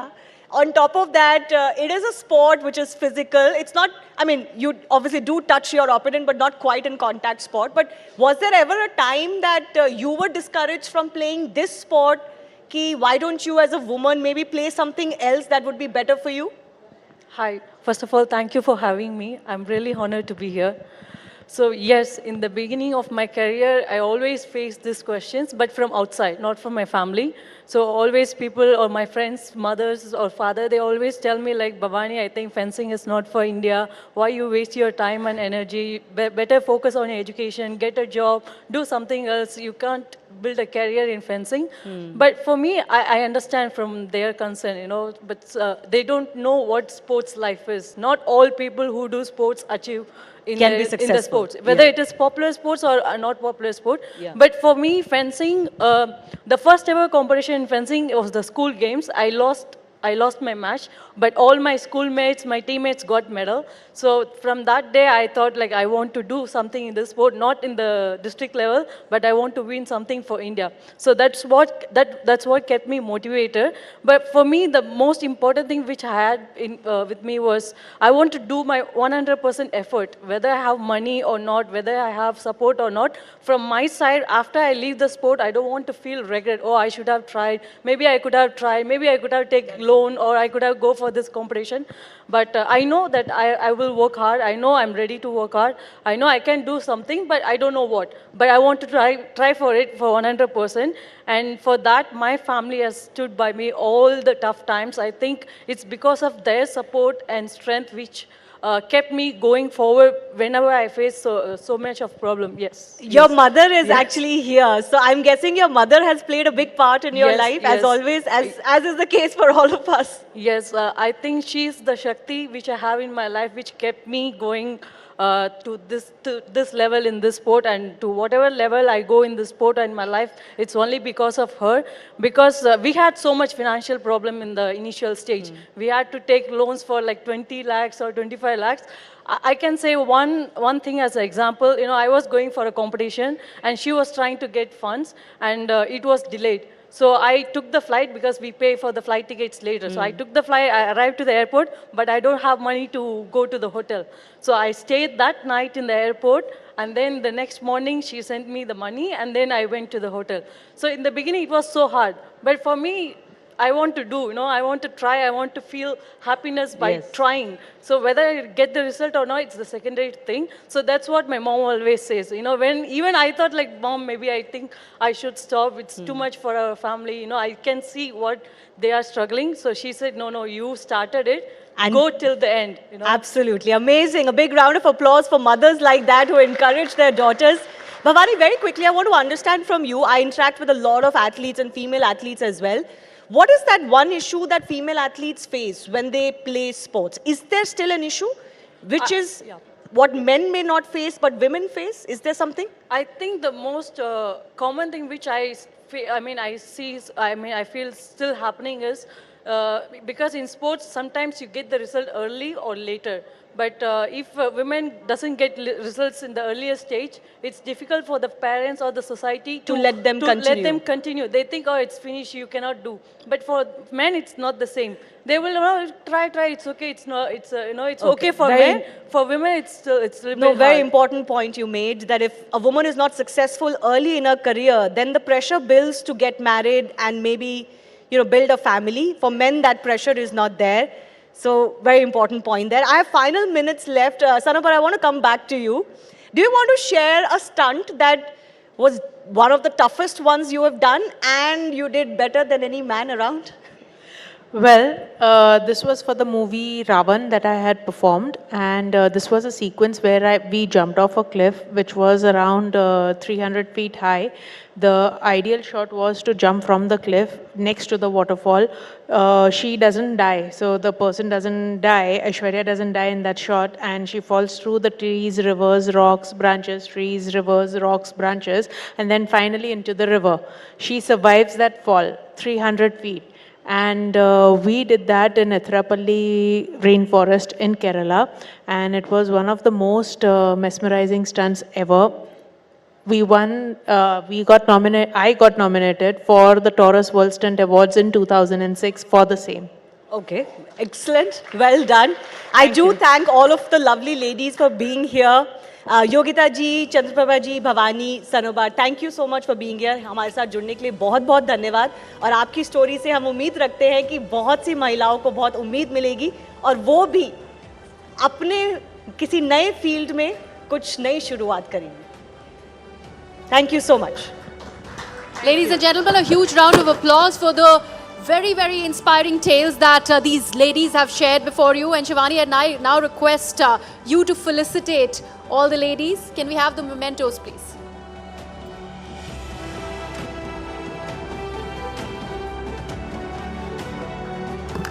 अगम शक्ति में she शक्तियों को सम्मानित किया जा रहा है जोरदार तालियों के साथ. आप सभी ने अपना वक्त दिया, इसके लिए बहुत बहुत धन्यवाद.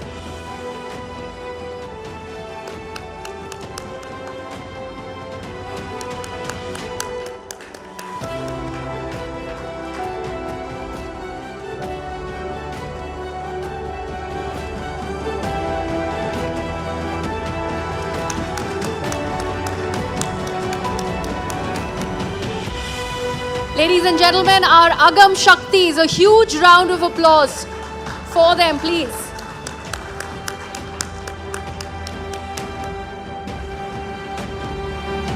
Thank you so much.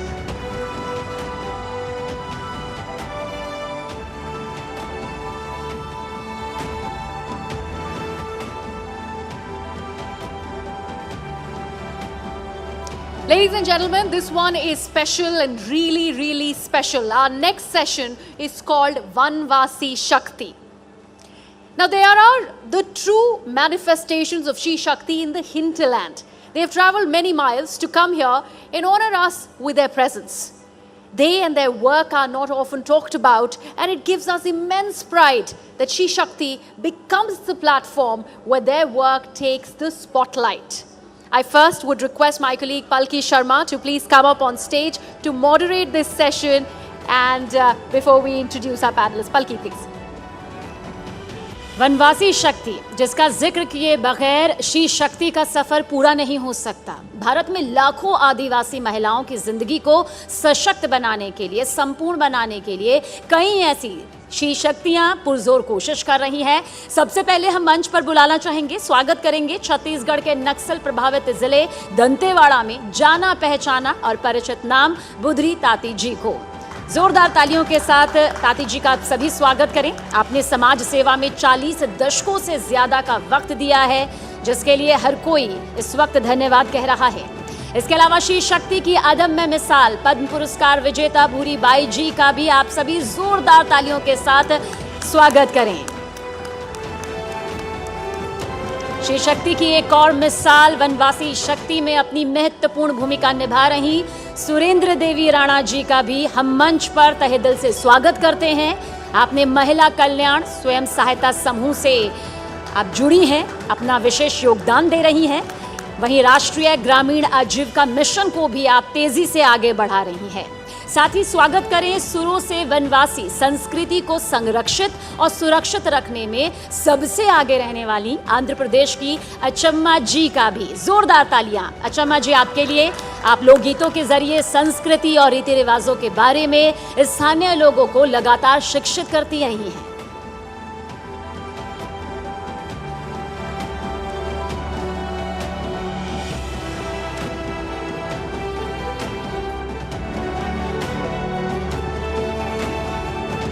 शुक्रिया। ये एक बहुत ही स्पेशल सेशन है, थोड़ा चैलेंजिंग भी है, क्योंकि जिन विषयों में इन्होंने काम किया है उनकी अक्सर चर्चा नहीं होती। बुधरी ताती जी, आप नक्सल प्रभावित क्षेत्रों में महिलाओं के उत्थान के लिए काम करती हैं। आपने 500 से ज़्यादा महिलाओं को आत्मनिर्भर बनाया। क्या प्रेरणा रही आपकी? क्यों आपने सोचा कि यही आपको करना है? नमस्कार। मैं क्योंकि जो वहाँ का परिस्थिति थी पहले से जो देख रही थी कि मैं 1984 में 15 साल की थी, तभी समाज के काम करने के लिए मुझे अपने मन में जो प्रेरणा आया कि ऐसी जो छत्तीसगढ़ में दक्षिण बस्तर दंतेवाड़ा जिला में हजारों बहनें हैं, कभी विद्यालय नहीं गए, न कुछ भी नहीं किए। ऐसे बहनों के बीच में मुझे क्या करना होगा, ऐसा सोच के मैं इस काम को शुरू की। और मैं सबसे पहले तो नागपुर में गई, महिलाओं का जो काम देखी 1.5 महीना में, उससे मुझे बहुत कुछ प्रेरणा मिला। और जब जो है मैं वहाँ जा कर के मैं काम करने का प्रयास की। और सबसे पहले आप सब जानते होंगे अबुनमर क्षेत्र है, उस क्षेत्र में कभी हम सभी लोगों से कभी उनका उठना बैठना मिलना नहीं होता है।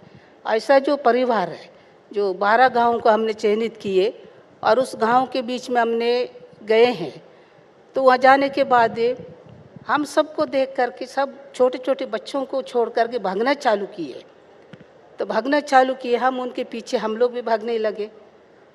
जब तक उनके पीछे हम नहीं जाएंगे तो उनके सामने लाएंगे कौन लाएगा, ऐसा सोच के हम लोग उनके पीछे गए।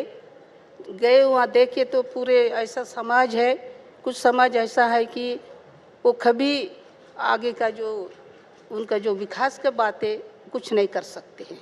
सबसे पहले मैं उनको चिन्हित किए, वहाँ गए, उनको जो है हमें ऐसा प्रेरित किए और उनको एक तो पूरे 500 गांव को पहले संपर्क किए। संपर्क करने के बाद मुझे ऐसा समझ में आया कि इस जगह में काम करना है तो कैसा करना होगा। तो हम जैसे बड़े बहनों को संपर्क किए, हमारे पास लाने के बाद जो है उनको हमने सबसे पहले शिक्षित बनाने का कोशिश की है। कोई भी काम करते हैं तो सबसे पहले व्यक्ति स्वयं को शिक्षित होना पड़ता है, उसके बाद जो है काम करना होगा। ऐसा बहने को सबको लाने के बाद जो है हम लोग उनको शिक्षित किए। कभी विद्यालय नहीं गए ऐसी बहनों को हमने उनको साक्षरता बनाए, 5वीं 8वीं 10वीं 12वीं जितना पढ़ाना ऐसा पढ़ा करके उन्हीं बहनों के माध्यम से हमने 400-500 महिलाओं को काम करने का प्रयास किए।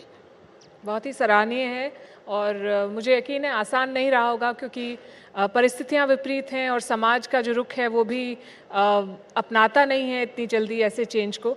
हम आपके पास आएंगे, अभी फ़िलहाल भूरी बाई जी के पास जाते हैं। आप भील आर्टिस्ट हैं और आपने पिथोरा म्यूरल पेंटिंग में काम किया है।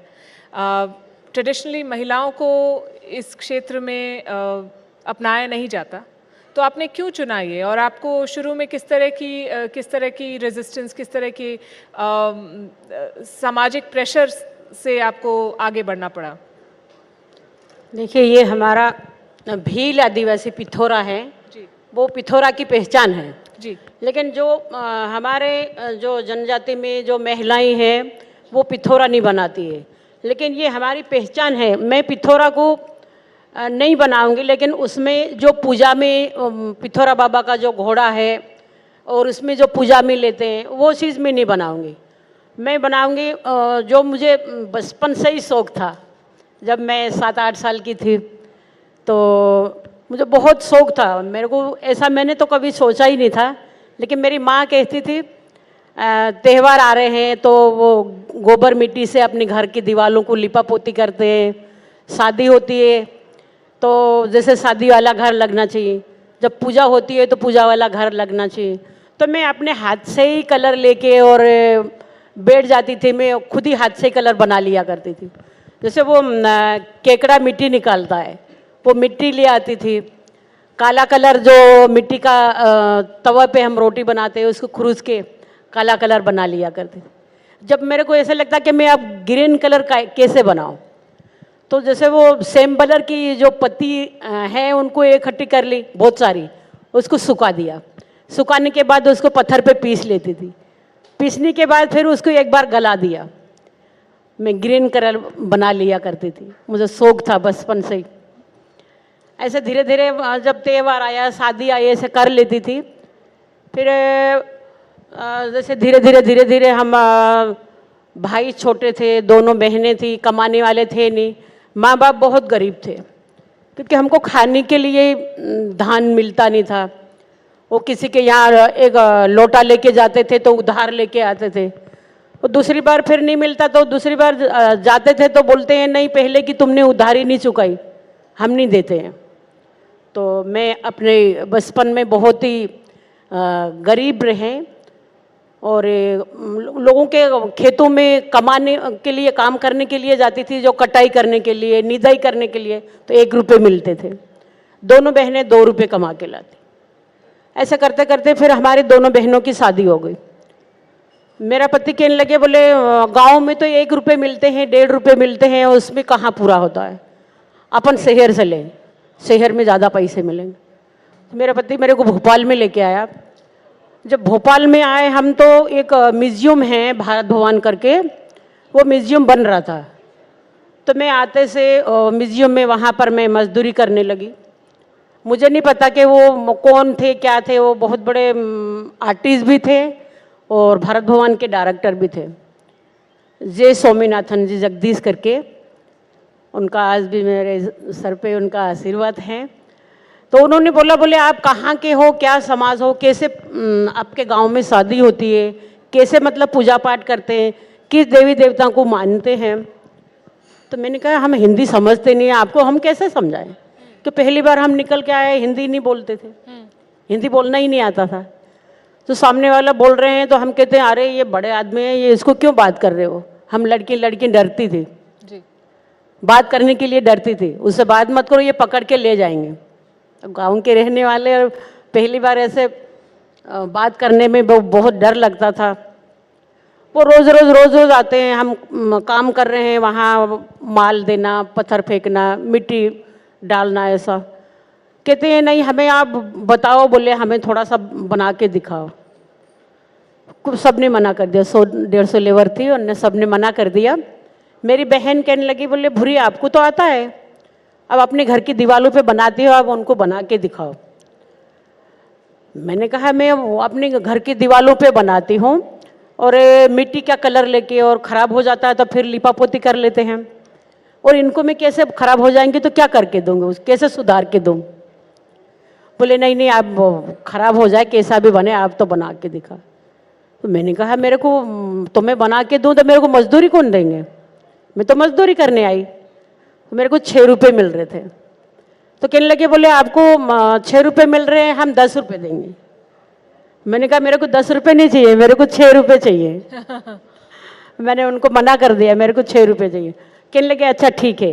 मैंने पहले ही मतलब रंग कलर ब्रश से भारत भगवान थे बनाने के लिए मैंने स्टार्ट किया, और वहाँ से उनके स्वामी जी के कहने पर रंग कलर ब्रश से मैंने शुरुआत की। तो उन्होंने 5 दिन बनवाया मेरे को 5 दिन के 50 रुपये दिए। अरे वाह। और मैंने कहा ये इतने सारे पैसे क्यों दे दिए उनने, मैं मजदूरी कर रही तो मेरे को हफ्ते भर का 30 रुपये मिल रहे। मैंने कहा मेरा पति मेरे को डांटेंगे, मेरे को गाली बकेंगे कि काय के 50 रुपये मिले, डर भी लग रहा है। और फिर ऐसे करते करते फिर आया वो एक 2-2.5 साल के बाद फिर आया, कहने लगे भूरी भाई आपसे और बनवाना है। तो मैंने कहा हाँ बना देंगे। 10 दिन और बनवाया, 10 दिन के मेरे को 1500 रुपये दिए। मेरे को बहुत ढेर सारे पैसे लगे। फिर वो पैसे देख के ना मेरे परिवार वाले, मेरे ससुराल वाले सब मेरे पति से कहने लगे बोले तेरी बीवी को इतने सारे पैसे क्यों दे दिए, कौन ने दिए, ये किस काम के दिए। मेरे पति को भड़का दिया उन्होंने, ससुराल वालों ने भड़का दिया। मेरा पति कहने लगे बोले आप मजदूरी करने जाओगे, ये ऐसा कलाकारी का काम करने नहीं जाओगे जी। अब फिर क्या करें, वो कहने लगे बोले आपका घर दिखा दो, हम आपको ज़रूरत पड़ेंगे तो फिर हम बुलाएंगे आपको। मैंने कहा मेरा घर तो है ही नहीं, हम ऐसे घास का मतलब जैसे ओडा टाइप का वो झुग्गी बना के रह रहे थे भोपाल में। मजदूरी जहाँ मजदूरी मिली वहाँ मजदूरी कर ली। कहने लगे अच्छा ठीक है जैसा भी घर है आपका घर दिखा दो। घर पे आए वो बोले आप खाने में क्या लेते हो। तो मैंने कहा हम मक्के की रोटी खाते हैं। बोले हम भी खाएंगे, हमारे लिए बनाओ। तो मैंने मक्के की रोटी और चटनी लहसुन वाली लाल मिर्ची की चटनी बनाई। उन 2-4 लोगों और साथ में आए, उन्होंने सब ने खाया जी, उनको बहुत अच्छा लगा। ऐसा करते करते फिर कुछ सालों के बाद मेरे पति ने मेरे को ये आप यहाँ आ गए, आप बोलने से डर रहे थे और आप इस मंच पे अपनी पूरी कहानी सुना रहे हैं। बहुत ही इंस्पायरिंग और प्रेरणादायक आपकी कहानी है। मैं फिर आती हूँ आपके पास, पर इस वक्त मैं चाहती हूँ कि हमारे जो बाकी गेस्ट हैं वो भी जुड़े हमारे साथ। भूरी बाई, श्रीमती सुरेंद्री देवी राणा से हम बात करते हैं। आपने हैंडीक्राफ्ट्स के क्षेत्र में काम किया है और 35 विमेन वेलफेयर ग्रुप्स के साथ आप जुड़ी हुई हैं। आपने क्यों इसको चुना और किस तरह का संघर्ष आपने देखा और किस तरह का बदलाव आपको लगता है आप लेके आई हैं अपने परिवार में और अपने समाज में अपने काम के थ्रू? जी मैम, मैं बहुत गरीब परिवार से थी और एक हमारी जो दीदी आई थी हमारे गांव में, उन्होंने कहा कि बहन एक समूह बनाओ आप। तो मैंने कहा समूह क्या चीज़ होती है, मैं समूह को तो पहचानती नहीं, समूह होती क्या है। तो उन्होंने कहा कि एक बार जुड़ो, आप 10 महिलाओं को इकट्ठा करो और उसको एक ग्रुप बना के और बैंक में जाके खाता खुलवाएंगे और आप हर महीने में 20 रुपये जमा करना। तो मैंने 10 महिलाओं को बुला के और हमने मीटिंग करके मैंने समूह बनवाया। समूह बनवाने के बाद जैसे कि हमने 20 रुपये महीना जमा करते थे, उस टाइम ऐसी हालत थी मेरी कि महीना आ जाता था लेकिन मेरे पास 20 रुपये भी नहीं होते थे। फिर ऐसे ही हमें 50,000 का हमें लोन मिला, उससे मैंने एक भैंस ली और क्या कहते हैं हमारी जो 7 जो महिलाएं थी उन्होंने भी एक भैंस ली। उस टाइम में 5 से 6 हज़ार तक की भैंस थी। तब हमने और अपने जो समूह था, समूह का नाम रखा था महिला कल्याण स्वयं सहायता समूह, ताकि महिलाओं का कल्याण हो। उसके बाद हमने जैसे हमने भैंस ली उसका दूध बेचा और थोड़े थोड़े पैसे हमारे आते गए। और जैसे कि हमारे और भी गांव की महिलाएं वो भी कहने लगी कि जैसे ही आप अपना समूह चला रही वैसे हमारा भी समूह बनवाओ। तो ऐसे करते करते मैंने 35 समूह बनाए और उनकी मैं अध्यक्ष हूँ मैं। और आज मैं हर महीने में 110 रुपये महीना जमा करती हूँ। और 2010 में एक के टेलर मास्टर आए, उन्होंने ट्रेनिंग दी मेरे को। जो घास की जो डलियाँ, छोटी छोटी डलियाँ कलरफुल वो बनाते हैं, उसकी मुझे ट्रेनिंग दी 3 महीने की। मैंने उस ट्रेनिंग में 3 महीने की ट्रेनिंग ली। उसके बाद में मास्टर टेलर खुद ही बन गई मैं, और गाँव-गाँव में वो ट्रेनिंग देती गई। जिन-जिनको मैंने सिखाया उनमें से 1000 महिलाएं जो मेरे साथ अभी काम कर रही हैं, और वो उनको सिखाया वो खुद ही मास्टर टेलर बन गई हैं। और आज के दिन जो मेरी साथ जो काम कर रही हैं वो इतना खुश हैं कि बहुत ज़्यादा खुश हैं। वो अपने आप को आत्मनिर्भर कर रही हैं। और मैं क्या कहते हैं, उनसे बार बार यही कहती हूँ कि आप पे काम कर रही हैं, आपकी जो बेटी हैं, बहुआएँ, उनको भी यही काम सिखाना और ये काम छोड़ना ही नहीं है। और मैं ये चाहती हूँ, जैसे ही मैंने इतना संघर्ष किया, जैसे मैं गांव से बाहर जाती थी, लोग कुछ भी बोलते थे, लेकिन उस चीज़ों को मैं ध्यान नहीं देती थी, क्योंकि मेरी फैमिली, मेरे हस्बैंड, मेरे पति, मेरे सास ससुर जितने भी थे, मेरा काफ़ी सपोर्ट दिया और अभी तक सपोर्ट ही किया और आज तक सपोर्ट देते ही हैं। और आज भी मेरे एक बेटा आया छोटा और मेरे हस्बैंड मेरे साथ में आए हुए हैं। किसी भी टाइम कहीं से भी अगर लेटर आया, हर विभाग से मुझे काफ़ी सपोर्ट मिलता है। हर विभाग में मुझे हैंडीक्राफ्ट का जो जैसे कि स्टॉल मेला जगह जगह लगते हैं, वहाँ पर मुझे बुलाते हैं, वहाँ पर मैं जाती हूँ। तो वहाँ पर काफ़ी अच्छा लगता है। सब लोगों से, देश विदेशों से भी लोग आते हैं, उनसे मिलके और बातचीत करके काफ़ी अच्छा लगता है, मिलके अच्छा लगता है। जब मैं यहाँ से जाती हूँ तो गांव में काफ़ी लोग बहुत खुश होते हैं मुझे देख के। बहुत ही बेहतरीन और बहुत ही इंस्पायरिंग आपकी स्टोरी है, बहुत ही प्रेरणादायक है। आपने अपने साथ साथ बहुत सारी महिलाओं को और सशक्त किया है। हम अचम्मा जी से भी बात करना चाहते हैं। हिंदी नहीं बोलती हैं आप, मैंने सुना, पर आप गाती हैं बहुत अच्छा, आप ट्रेडिशनल फोक सिंगर हैं। तो आप और म्यूज़िक की कोई भाषा नहीं होती, वो आप किसी भी भाषा में गाएं, उसका जो भाव है वो लोगों तक पहुँच जाता है। तो why don't you sing something for us? Telugu ji ji बिल्कुल। आंध्र प्रदेश में 300 భజన కేంద్ర रहने हैं। గ్రామాల్లో గ్రామానికి వెళ్ళి సత్సంగ కేంద్రాలు, అలాగే గ్రామ సమితి ద్వారా మహిళా కార్యక్రమం, మహిళల్లో ఏకత్రితం అవ్వడం, సంఘటితం, ఏదైనా సమస్య ఉంటే గ్రామ సమితి ద్వారా ఆ సమస్య తీర్చడం, ఇలాగా వనవాసి కళ్యాణాశ్రమం ద్వారా ఇది జరుగుతుంది. అలాగే మొన్న కరోనా సమయంలో చాలా సుదూర గ్రామాలకు వెళ్ళి వాళ్ళకి మెడికల్ కిట్టు, నిత్యావసర వస్తువులు వాళ్ళకి ఇవ్వడం జరిగింది. వనవాసి కళ్యాణాశ్రమం కార్యం కోసం 70 కిలోమీటర్లు దూరం నడిచి వెళ్ళి ఆ గ్రామంలో వనవాసి కళ్యాణాశ్రమం కార్యక్రమాలు చేపట్టడం జరిగింది. అలాగే ఇప్పుడు వనవాసి కళ్యాణాశ్రమం ద్వారా ప్రతి ఒక్క గ్రామంలో మహిళల్లో చైతన్యం వచ్చింది. ఆ గ్రామంలో ఎటువంటి సమస్య వచ్చినప్పటికీ ఆ సమస్య మహిళలే తీర్చుకునే పరిస్థితి కళ్యాణాశ్రమం ద్వారా జరుగుతుంది. అలాగే మరి ఆంధ్రప్రదేశ్లో చాలా ఎక్కువగా మత మార్పిడి కార్యక్రమాలు కూడా జరుగుతుంది. వనవాసి కళ్యాణాశ్రమం భజన కేంద్రాలు ఉన్న చోట అటువంటి వాళ్ళు వచ్చినప్పుడు వాళ్ళని ఎదిరించి వాళ్ళని పంపించే ధైర్యం మహిళలకి అక్కడ రావడం జరిగిందనమాట.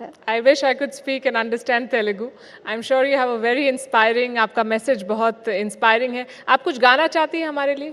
Do you want to sing? Telugu గానా, హిందీ గానా? जी तेलुगु गाना, हिंदी गाना, जो आप गाना चाहती हैं. శ్రీరామచంద్ర నిన్ను పిలచితిరా, ఓ సీతమ్మ నాథ నిన్ను పిలచితిరా, మెరుపల్లె మెరిసావు ఆ మిథిలలో, మెల్లంగా విరిచావు శివవిల్లును, శివవిల్లును విరిచి సీతమ్మను వలసి అయోధ్యకయ్యావు మహారాజువు.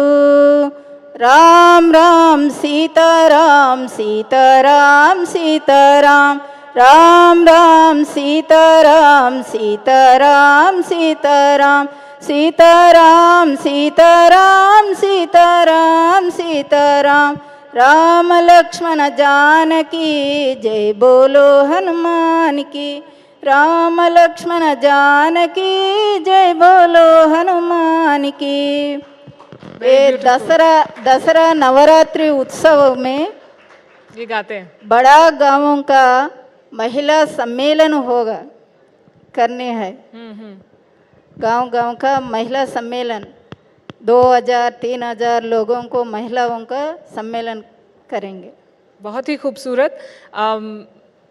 बहुत कम समय हमारे पास। It does not do justice to your stories. आपकी कहानियाँ बहुत प्रेरित कर सकती हैं बहुत लोगों को, पर इस मंच का जो ध्येय है वो ये है कि हम एक आइडिया दें लोगों को, एक बात शुरू करने का पॉइंट दें और फिर उससे लोग सीखें।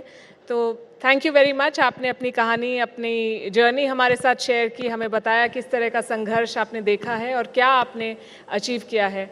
Please put your hands together for our panelists. Thank you. Thank you so much, ladies and gentlemen, and thank you so much, Palki. May I now request you to please present the ladies with a memento.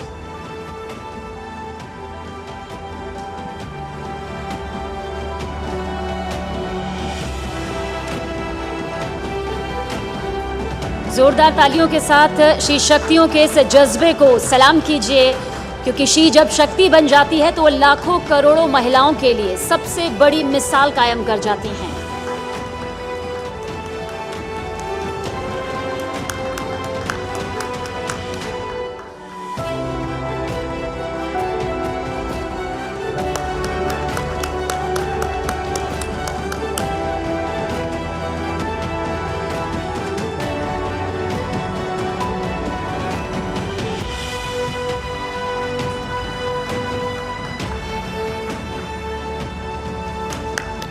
The Vanvasi Shaktis, ladies and gentlemen, round of applause for these ladies. Thank you so much.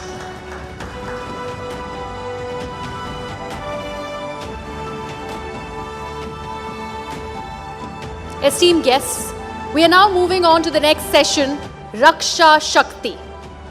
This is to celebrate the indomitable spirit of our warrior women, the true epitome of Raksha Shakti.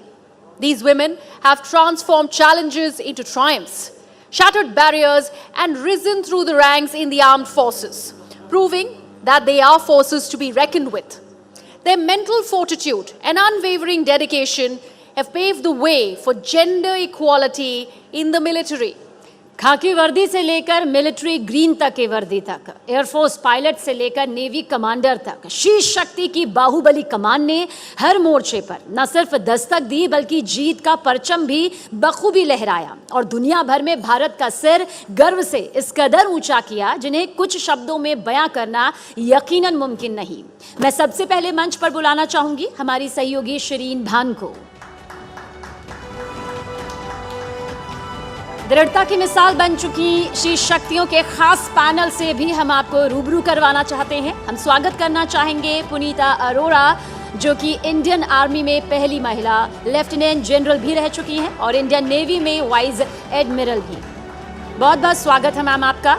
इसके अलावा मंच पर स्वागत करेंगे दृढ़ता की एक और मिसाल सोनल वी मिश्रा का भी, जो कि IG CRPF हैं। आपका भी जोरदार तालियों के साथ स्वागत है।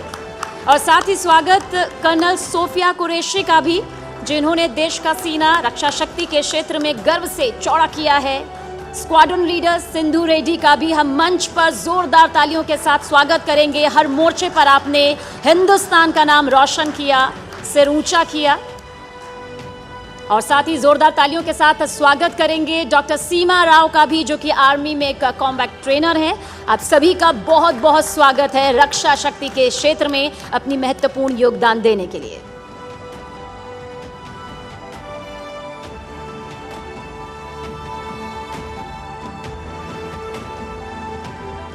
Well, good evening, ladies and gentlemen.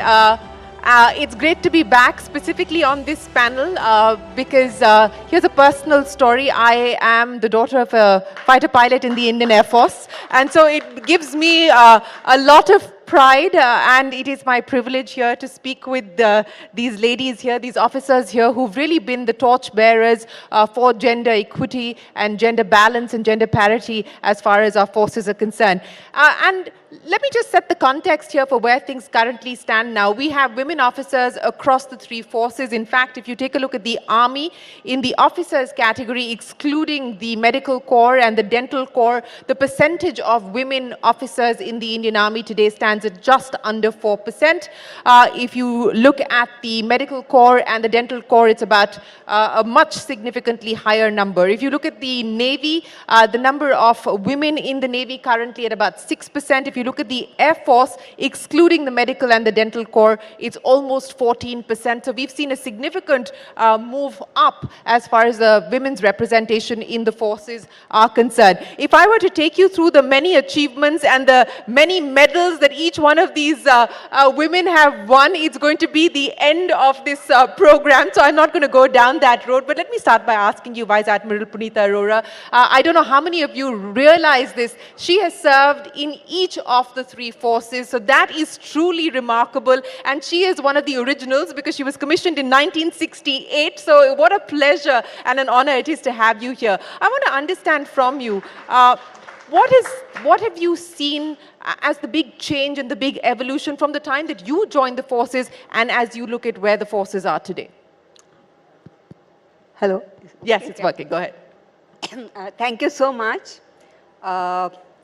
Now, I joined Armed Forces in 1968, as she has already mentioned. And we were the first one to be commissioned as a permanent commission. Earlier, they were only short service, means the woman joined, stayed there for 2 years, 3 years, and then, of course, they left and they back. So the forces, the organization was not used to having a lady officer as a permanent commission in them. So they never realized they are going to be there permanent with us only. So the challenges, my whole life was full of challenge only. And the main challenges came from three quarters. The first one was my colleagues, my own age group and the junior ones. The second challenge came from my seniors in my own unit. And the third challenge was from the organization itself.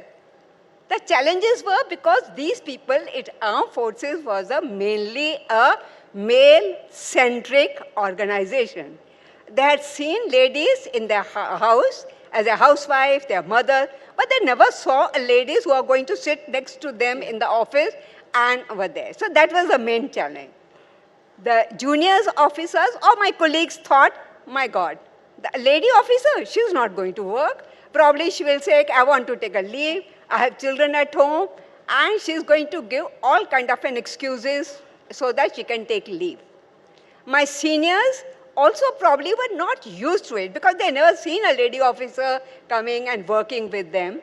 And my organization, because there were no rules and regulations meant for the lady officer. Everything was for gentlemen officers. So as a result, at every level, whenever I got posted, first of all, I had to convince everyone, look, I'm also going to work. I'll work, with you people, and literally I'm telling you, I had to work double to convince them that a lady officers can also perform and perform well. So it used to take me 1 to 2 years. By the time I finished 3 years, well, I was posted out. And I was at the square one again trying to convince my whole unit that yes, we can also work. Now came from the organization. See, I will not say it was unfortunate. Well, the circumstances were such that there were no rules and regulations. Now I'll give you a very small example. See, like I asked for my posting to Srinagar where my husband was there. Now everybody was confused. My God, Srinagar, going to be posted with your husband. The ladies just accompany them. They don't get posted there. Secondly, asking for a maternity leave. So when I asked for a maternity leave, when my son was to be born, so the whole organization went through all the rules and regulations. There is an annual leave, there is a casual leave, there is a sick leave. There's no maternity leave. Nothing known as because gentlemen officers don't have children. So that was the challenge which we faced. And let me tell you very honestly, these challenges throughout I faced. But one thing was there, I will fully agree that they were scared. Not scared, they didn't know how to react to the lady officers in there. But at the end of the tenure, when I used to leave, they used to say, no, please send us more lady officers. We are very happy with this. So these were the challenges which we faced when I was there, when I joined over there. In fact, all these young ladies who are sitting over here, they were not even born when I joined them. So in many ways, absolutely, you paved the way for each one of them to live their dreams. And I only say one thing, when people ask me, are they for the young ladies, what? I say, see, when you are going to be the first one in that field, everything depends on you, how you perform. If you perform well, you will open the floodgates for other young ladies to join that organization. Absolutely. But if you fail, and then you have got nothing to, give way to these others. I don't take pride or I don't say anything, but let me tell you that at my level, and all my other lady officers who were there, I give credit to all of them. They have paved the doors opened for the other officers, lady officers, to come into the Absolutely. Ladies and gentlemen, a big round of applause. As I said, the original paving the way and opening the doors for so many of these officers that we see here today. Sonal Mishra, let me come to you. And very quickly, I want to tell you a little bit about Sonal. She's a 2000 batch Tamil Nadu cadre officer. She's the first woman IPS officer from Chhattisgarh to receive the much coveted Indian Police Medal Award in 2016. What an absolute pleasure it is to have you here, Sonal, with us. But, just to take off from what we heard there from Ms. Arora, what has the journey been like for you? Is it better today? Is it more accepting? Is the force more accepting? Are your colleagues more accepting seeing a woman in charge in uniform? I must say yes. I must say yes. The atmosphere, I don't know what ma'am would have faced, but definitely we have faced better times. And times are improving very fast. Because it's the critical number, Once the numbers start increasing for the women, I think everybody sees a role model, more so among women, among girls. We look at our role models. And the same happens with us in service when we look at our seniors and see that, yes, if she has done this assignment, why not I? So that role model thing helps us a lot. And the second thing is, the right attitude. I think that is the most important thing.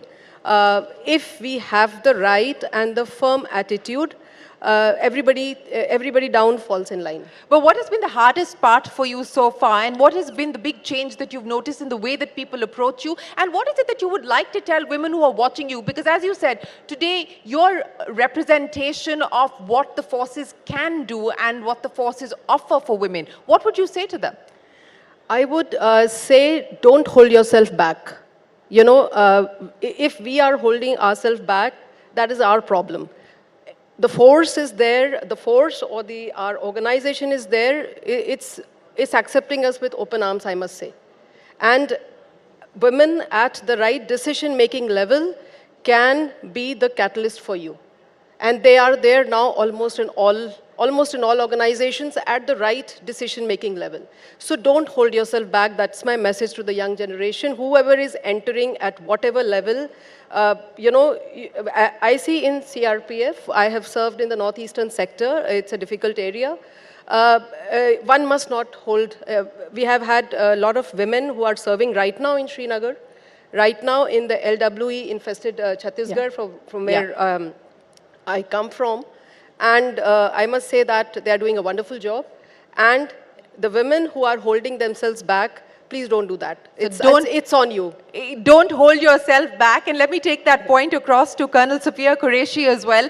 And like we just heard there from Sonal Mishra, Colonel Qureshi has also served in the Northeast. She served in Punjab. She's also been part of the UN mission, the UN peacekeeping force as well, and played a crucial role there. Colonel Qureshi, as you look at your journey, at your own journey, what have been the big lessons and the learnings for you? And what is it, like we heard here from Sonal, that you would like to leave to the women who are watching, to parents who are watching, to brothers and fathers who are watching, because that's an important message to send out? Jai Hind everyone. Firstly, I would like to convey sincere thanks to everyone for giving this opportunity to speak at Nari She-Shakti. If you ask me, I belong to a warrior family, so it was in my genes, and I wanted to don the uniform. And believe me, Indian Army is the best organization one can have. It gives you an opportunity to surmount any kind of difficulties, and I'm lucky and privileged to serve the nation with honor and pride. Today, when I joined the army as a lieutenant, I remember I was a part of the division during the Oprakram. So what my company commander told me, Sophia, if you we want to earn the salute, then you have to work sincerely. Believe me, I have earned the salute and also earned the commendation card during the Oprakram. It was all because of the good mentoring I had that time. And if you ask the challenges, I would like to highlight one incident when I was in Congo. And since you all know, the Indian Army is the largest troop contributing country in the United Nations.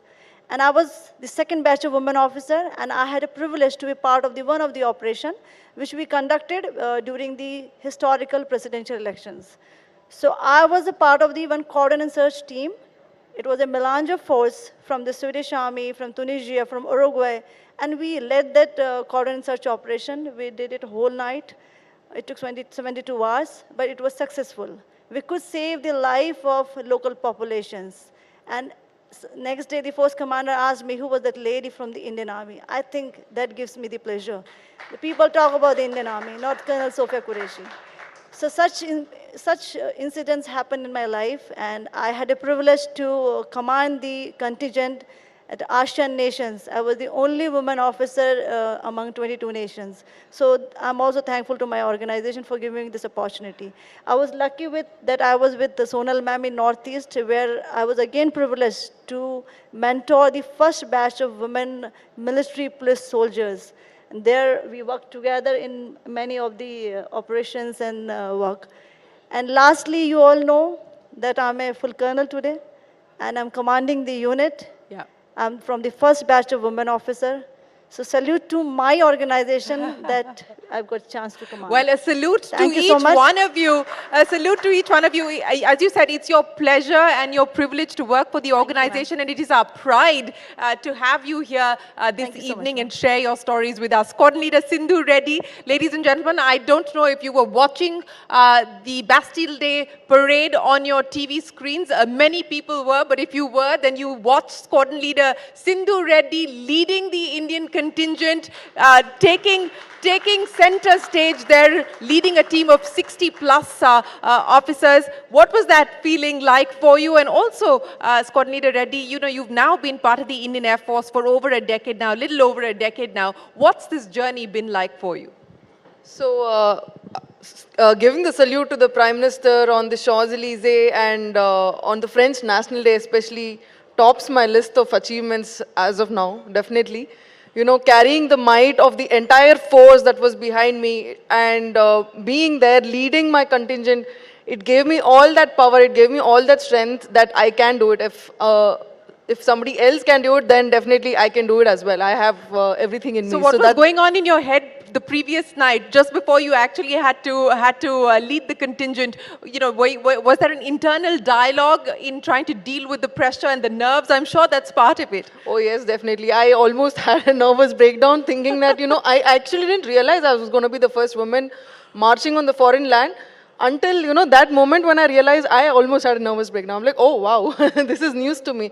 But yes, of course, my training and the way we've been preparing for that parade for almost about a month or so, it put me in a place where, you know, come what may, I have done this before, so I can do it. So that is a confidence I could carry with myself, and always, I had the support of my contingent.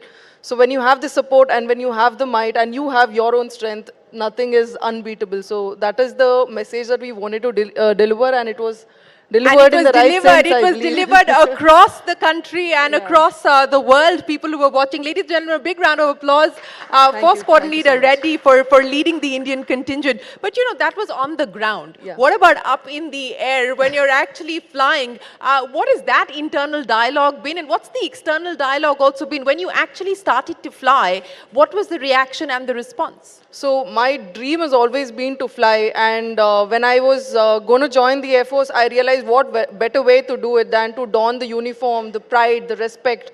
and fly for the nation. So that's how I entered the forces, and I chose to be a helicopter pilot because I wanted to be in close connect with all my troops and all humans on ground, because that is what helicopters finally do. You provide aid to the forward forces, you also provide aid to our civil countrymen whenever they need rescue. So that has been the highlight moment of my career. Every time I was able to help our troops with logistics support or any kind of support, and they send you back definitely with a box of fruits, if nothing, from the forward post as well. Coming back, landing in the base and looking at those boxes, it used to make me teary-eyed. When they had no resources, they had to thank you somehow because you provided something to them. So those moments are definitely something that I've lived for. And also when I could, in my own capacity, provide some rescue mission, some assistance to the rescue missions during the flood reliefs and all that. So people used to come literally thank you. I mean, that feels like a really important moment and the most, the highlight of my career, I would say. Absolutely. So, yeah. And fruits as a way of expressing gratitude. What can be better than that? But Dr. Seema Rao, let me come to you. Again, for those of you who may not be familiar with Dr. Rao's work, she's often called the Wonder Woman. She has many firsts to her credit. She is India's first female Special Forces trainer, having trained the Special Forces for over 2 decades, and she's an expert in close quarter combat. Dr. Rao, I want to understand from you, what made you want to do this, and what has the learning and the lesson been for you over the past 2 decades of doing this?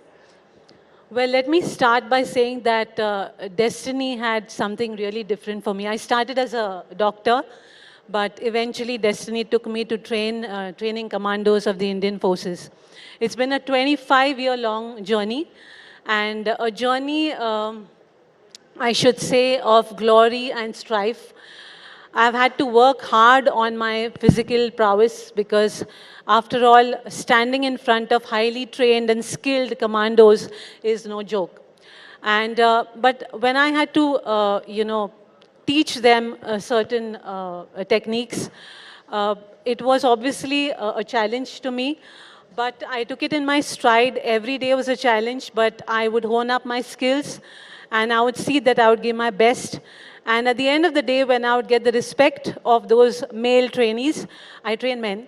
So, so when I would get the respect of the male trainees, I think the male commandos, it was very satisfying to me because for me, this was a selfless service to the country. And I was doing it because of probably the patriotic blood that ran through my veins. My dad was a freedom fighter. Nevertheless, I think it was a wonderful journey, and I will never forget, the respect that I earned, the satisfaction that I gained out of training them in close quarter battle. We're going to see Dr. Rao show us what she's actually been doing over the past 25 years, so you'll see that in action in just a second. But Vice Admiral Arora, I want to get wrap-up comments from each one of you. What is it that you would like to say to young women who are watching, as I said, to parents who are watching as well, and to the armed forces to ensure that we do have a much more gender-balanced organization going forward, and people don't have to go through the challenges that you went through? Well, I would like to say one thing to all the young, women of our country and to the parents. Armed Forces is a wonderful organization. It gives so much of respect to the woman, and I think if you ask me, I always say, even if I have to repeat my life, I would still go and join the armed forces. But I've got only one advice, I will say advice or whatever it may take. It gives you so much of respect and opportunities. At the same time, we should also remember, as a woman, that it's not only our privileges what we should be looking for, we should also remember our responsibilities. So responsibilities towards the organization. We have to change, not change, get used to that life. It's very difficult for the organization to change according to your vision. Absolutely. So we should all get married into the organization, enjoy this thing. They are there to look after you. So you don't have to regret at all. And so you would I do wish everybody all the best, all the young girls who want to join armed forces. I will say they'll take you with an open arms, look after you, but you have to remember your responsibility. Absolutely. That is Sonal, what very, very quickly, the one thing that you would like to say to people, once you already said don't hold yourself back, what else? You'll have to use the mic. I'll say within the organization, we must have more women at the right levels to give the right perspective of a woman's need. And as an organization, maybe at every level, there has to be a little more understanding of the requirements. As ma'am said, there can be different requirements at different times for a woman, but she has to put in her best. And she has to put in her double. And in police, when we were young, we got that lesson saying that you don't have any opportunity to fail, you know. Yeah. We don't have that chance. You have to succeed every time. Yes. So I think it's both ways for an organization as well as for us. Absolutely. Organization to be a little more accommodative and understanding as to what she needs at what time, and she may need certain things in certain times. Right. Maybe maternity leave, as ma'am Sure. said. But then when she comes back, yes, you are full on and you have to give in your best. Absolutely. Thank you. Colonel Qureshi. Would you like to give me a message to the kids? Yes.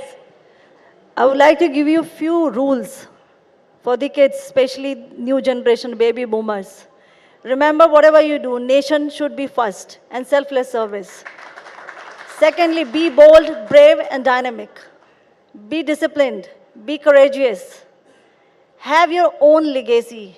Create your own destiny. Manage time. Every one of us 24 hours. It only makes a difference of 3 to 4 hours when you play mobile or do something else. So manage your time, which is very important. And lastly, remember, you have to think about the country first. Thank you, Jai Hind. Squad Leader Reddy, your message. So yeah, I'm very thankful for my organization in a way that Indian Air Force has opened its door for all streams for women. So that way, if any young woman, any young girl wants to join the forces, I will say the opportunities are plenty. Like, don't think that there's no opportunity. Even if it is not there, it will be made. If you have the determination, if you have the grit, it will be made. So if you want it, just go for it. Don't hold yourself back. Well, don't hold yourself back. Dr. Rao, I'm not going to let you speak. I'm going to get you to do something for us. But ladies and gentlemen, a big round of applause and a big salute to each one of them for joining us here this evening. Thank you so very much for showing us what a life in the forces is and what the opportunities are for women who are looking at a career in the forces. Thank you very, very much. Ladies and gentlemen, a big round of applause. Dr. Rao, I would request you to stay on because we're now going to see her in action. Absolutely. Thank you so much for that. Shireen, I'd also request you to felicitate all the ladies here on the stage.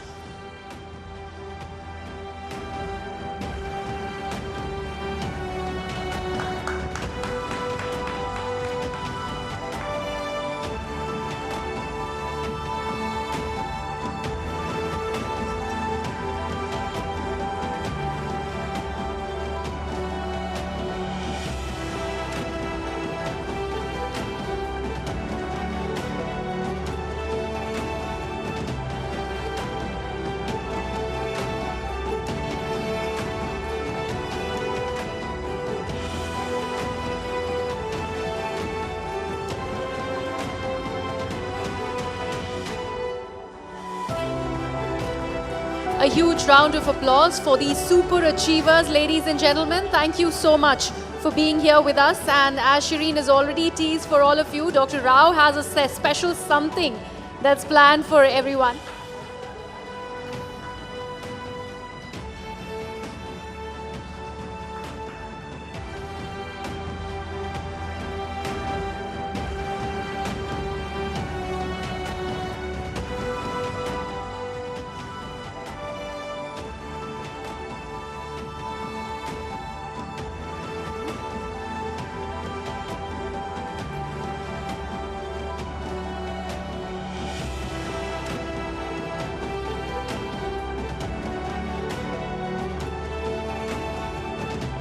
gentlemen, fasten your seatbelts because what you are about to see now is going to be very exciting stuff. Dr. Rao is coming out. She's just getting out of her panel clothes and getting into her combat gear. So she's going to be giving us a very brief demonstration of what close combat is really about. So you don't want to miss this. Please do take your seats while we get Dr. Rao back out and we clear the stage so that she can do what she does and what she's been doing for over 25 years, ladies and gentlemen. As we pointed out, she is the first woman who has trained the Special Forces, and she's going to be showing us what she does. Dr. Rao, if you're ready, we're ready for you. Yeah, sure. Come on.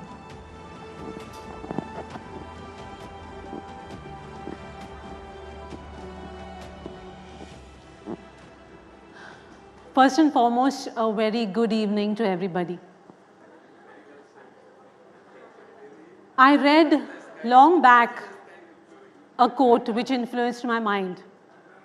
The me I think is the me I'll be.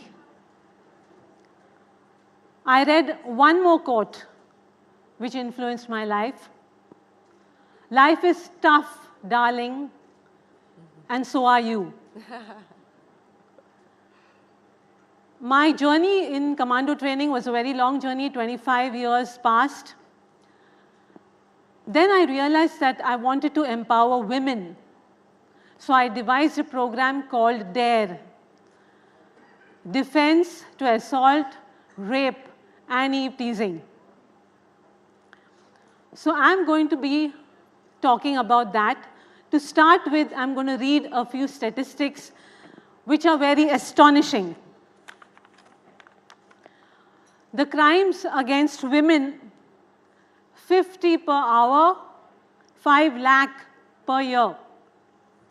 The rapes, 3 per hour, 30,000 per year.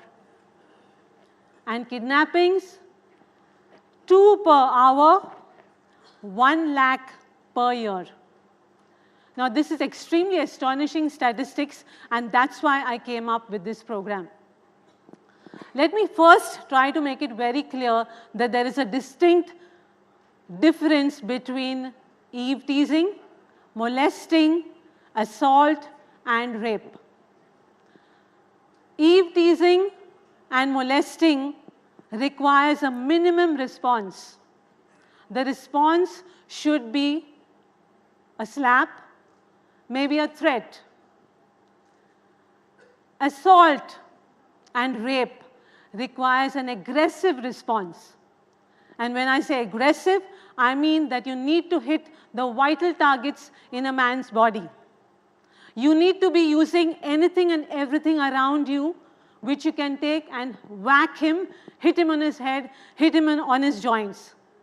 So there has to be a very aggressive response for rape as well as for assault, and a minimum response for eve teasing as well as molesting. I'm going to not take too much time talking. I'm going to go straight to a demonstration. Anand, can you come here? This is going to be an eve teasing response first. So here we go. I'm walking on the street.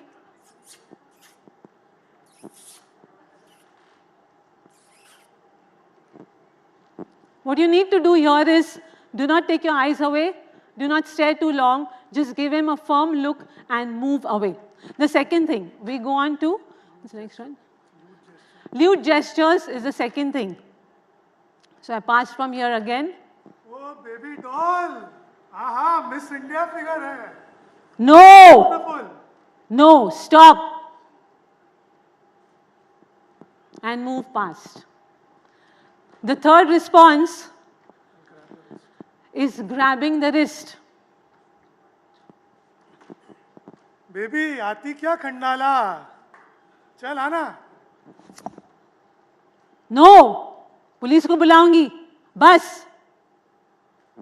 And you move away. Now we go on to the next response, that is to, can you tell me, Anand, what it is? To an assault. It's going to be a demonstration on vital strikes, the vital areas in the body. So the first is the eyes. Flick the eyes, hit hard. The second one being the nose. Hit the nose with the palm heel. Third one being the ears. Here. It can cause the eardrum to break. The next one is the throat. So I squeeze here the throat. In this case, one finger in the notch, the other one on the Adam's apple, and I squeeze hard. The next would be the groin. So for the groin, it could be a groin kick or simply a flick hard. I'm showing it on the thigh, it's actually done on the groin. And after that, you have the shin kick. So a front kick done to the shin. The shin is a bone here, very superficial. So I kick hard. And that's it. We go on next. Okay, so now these are techniques of, yeah. So go on. So the first one being a hair grab. बहुत शाना बन रही है तू, बहुत शाना बन रही है. चल दिखाता हूँ मैं तुझे.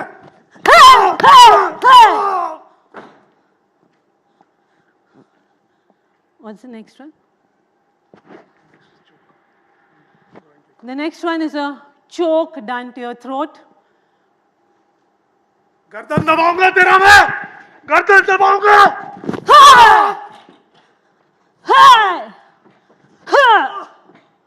Stand up. The next one. This is a slap. चले, शाना बन रही है. So you keep slapping him to submission. Next one. Okay.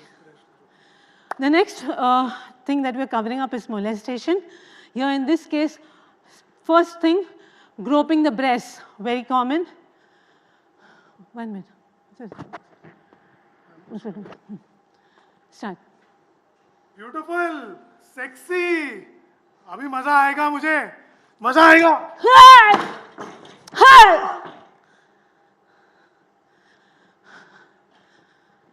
You have to push the hand away and attack.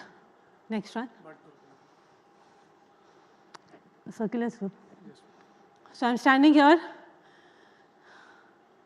Oh, sexy, baby doll, चल ना मेरे साथ.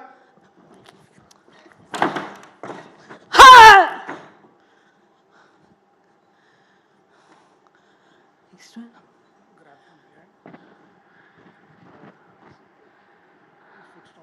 Okay. This is when you're being bear hugged from behind.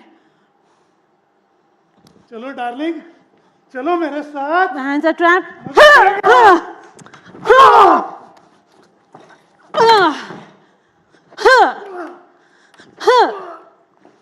Stand.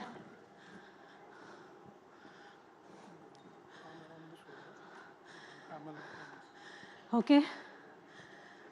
This way. I'm walking. Come on. Darling चल ना picture देखेंगे साथ में. चलो darling.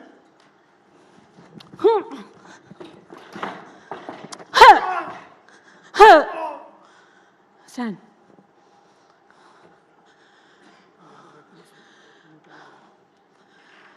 I'm also going to be talking about how to respond to rape, but that will be after some time. We go on to a weapon. Now first, let me just give you a short talk on how to deal with a weapon. You have a weapon which is a blunt weapon or a sharp weapon. A blunt weapon can be a bait and stick. A sharp weapon can be a knife. The first thing that you need to understand is defensive or offensive. Defensive is you take anything that's close to you, a newspaper, maybe an empty bottle, or maybe a bag that you have, and the attacking hand has to be hit. ये चाकू देख, घुसा दूंगा अंदर. देख इसको. So I've used the newspaper on his wrist. Next one.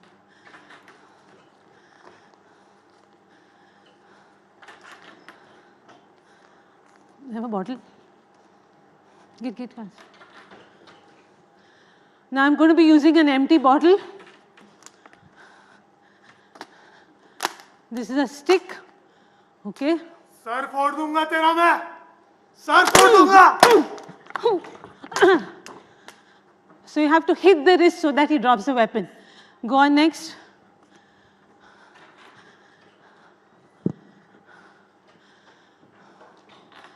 Now it is what to do when somebody is going to attack you with a knife. चाकू देख अभी घुसाऊंगा. देख.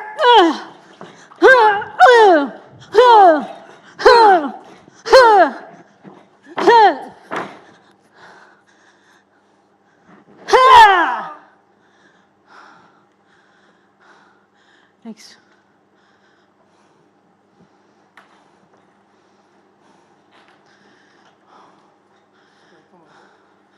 Straight from above. सर फोड़ दूंगा तेरा मैं, सर फोड़ दूंगा.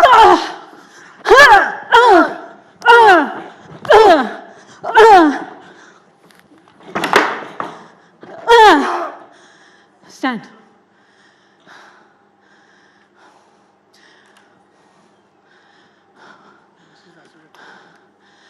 Now let me talk about acid attacks. It's a very common situation these days. How do you deal with an acid attack? It's the rule of A, B, C, D, E. First, A stands for clearing of the airways. That is to see that the acid doesn't enter you through your nose or through your mouth into your respiratory tract. Second, B. Remember, acids could be liquid, they could also be powders. So B stands for brush off the powder from your body. Third is C.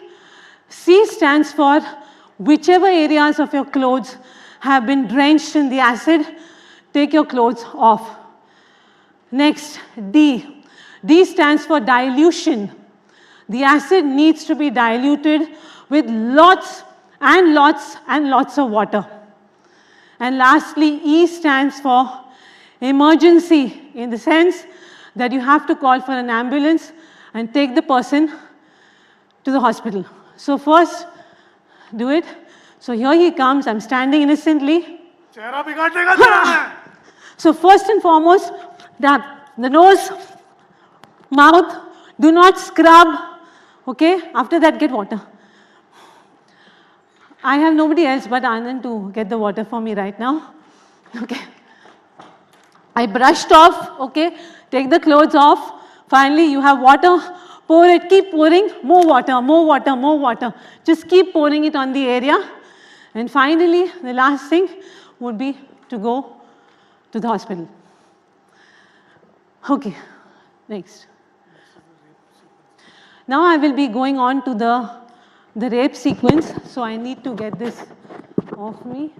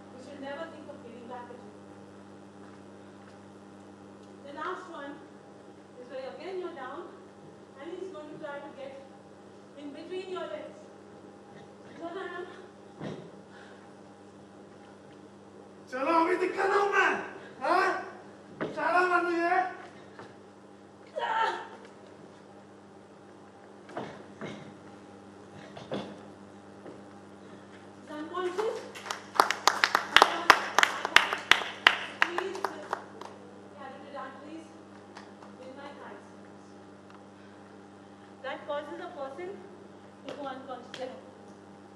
I'm going to squeeze the carotid arteries here and get him off. Next.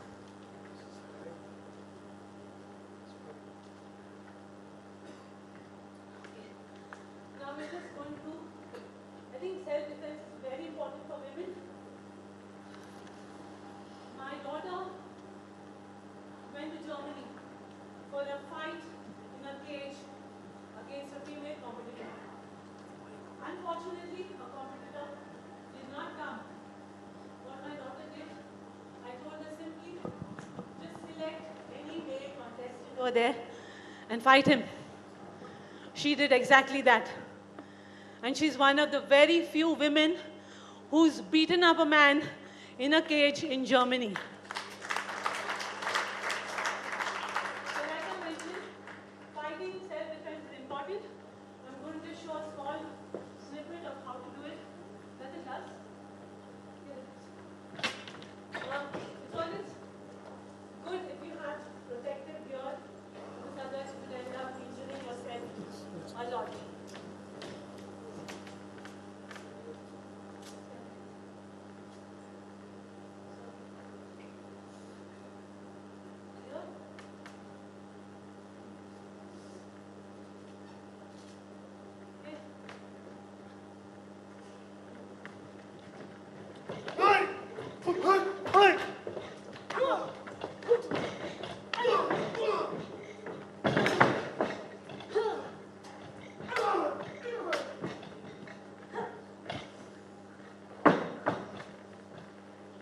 That's an elbow break.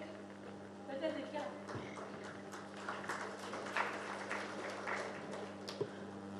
So lastly, let me just say one thing. It's important to go and learn how to fight and take care of yourself. Also remember, to all the men here, never underestimate the power of a woman. To all the women here, together, we stand strong. So be strong, do not feel victimized, and fight your best. Make the best of your life. You have one life. Do not get deterred by your gender. One last statement. Maya Angelou, an American civil activist, said once, I like to see a girl go out and hold the world by its lapels. Life is tough. You gotta kick ass. Dr. Rao, thank you so very much for demonstrating the power and the strength of a woman. I have to say I had mixed feelings watching you do that, because at many levels I was angry. I was feeling frustrated, angry about the fact that we still have to deal with this, that women cannot walk on the streets without having to feel like they have somebody trying to stalk them, or just a sense of insecurity and a lack of safety and feeling vulnerable constantly. I hope we create a world, I hope we create spaces, public spaces specifically, where women feel safe, where women can reclaim public spaces. I think that is also equally important. While self-defense is important, but all of us, civil society, the government, all stakeholders need to ensure that we create public spaces that are safer for women. We need to make spaces where men feel safe. Ladies and gentlemen, Dr. Rao, thank you very, very much for joining us here this evening. It's been a pleasure. Thank you so much, Dr. Rao and Shireen Bhan. Thank you so much.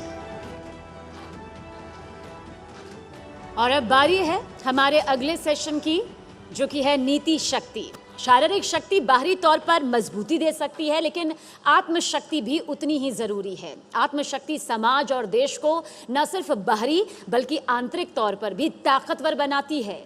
ये बात उन बेमिसाल she शक्तियों से बेहतर आखिर कौन जान सकता है, जो देश को बुलंदियों तक पहुंचाने में अपनी बेशकीमती भूमिका निभा रही हैं। करीब 15 लाख महिलाएं जमीनी स्तर से लेकर संसद तक राजनीति में सक्रिय हैं। ये वो सम्माननीय शी शक्ति हैं जिनकी आत्मशक्ति ने ज्ञान शक्ति की ऐसी ज्योत जलाई जिसे बुझाया नहीं जा सकता। And today we shine a spotlight on women who are shaping policy and governance. Women who have assumed pivotal roles in shaping India's future from the grassroots to the parliament. With immense pride, we present to you the brilliant minds behind the nation's economic, bureaucratic, and academic landscape. But let me first request our colleague Chandra Srikrant to please come up on stage. Ladies and gentlemen, please welcome Shamika Ravi, a distinguished member of the Economic Advisory Council to the Prime Minister. Ms. Pranjal Patil, the first visually impaired IAS officer in the country. Remember, she is also the district magistrate in Shahadra, New Delhi. Babita, a sarpanch from Jammu and Kashmir's Laddu. And the accomplished Sanyogita Singh Chauhan, who is also a sarpanch from the Atari Gram Panchayat, and she is also an MBA, ladies and gentlemen. These remarkable stories we are hoping will be inspiring and illuminating the path forward. Over to you, Chandra. Thank you for that. What a day it's been. And, I hope the previous session, it gave me a lot to think about and hopefully lessons in self-defense that I never have to use. But thank you all very much for joining us on this session on Niti Shakti, because it's vital that there are more women in policy-making roles at the grassroots level, at the upper echelons. Each of them has a very remarkable story as the anchors introduce them. I'm going to start with Pranjal Patil ji here, right here. She's an IAS officer, and what's remarkable is she's the country's first visually impaired IAS officer. She's currently the district magistrate for the Shahadra region in New Delhi. A huge round of applause for her. She's here, by sheer grit and perseverance. She gave the UPSC exams twice, cleared it with a very good rank, and cleared it without any coaching at all. Pranjal, share your experience with us. What motivated you to take up civil services? And, how do you go about being a district magistrate? How did you go about being a sub-collector in your previous role at Thiruvananthapuram? Yeah, hi. Thank you so much for having me here. And I think all of us have some ideas in our childhood that, what our interest areas are. And we may not know it very clearly. So I was always inclined towards something social, and history was also my favorite subject. So I always wanted to do something, and I really didn't know how to go about it. So only when I went to college, I got to know that there are something called civil services, and I felt that, it's something little closer to what I want to do. And obviously, it's not like when I got to know, right away I started doing it, because some basic academic has to be pursued. So I did my college.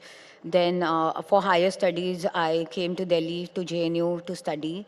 And only after my master's and MPhil, I could get that courage and conviction and time and enough understanding of the exam and the preparation.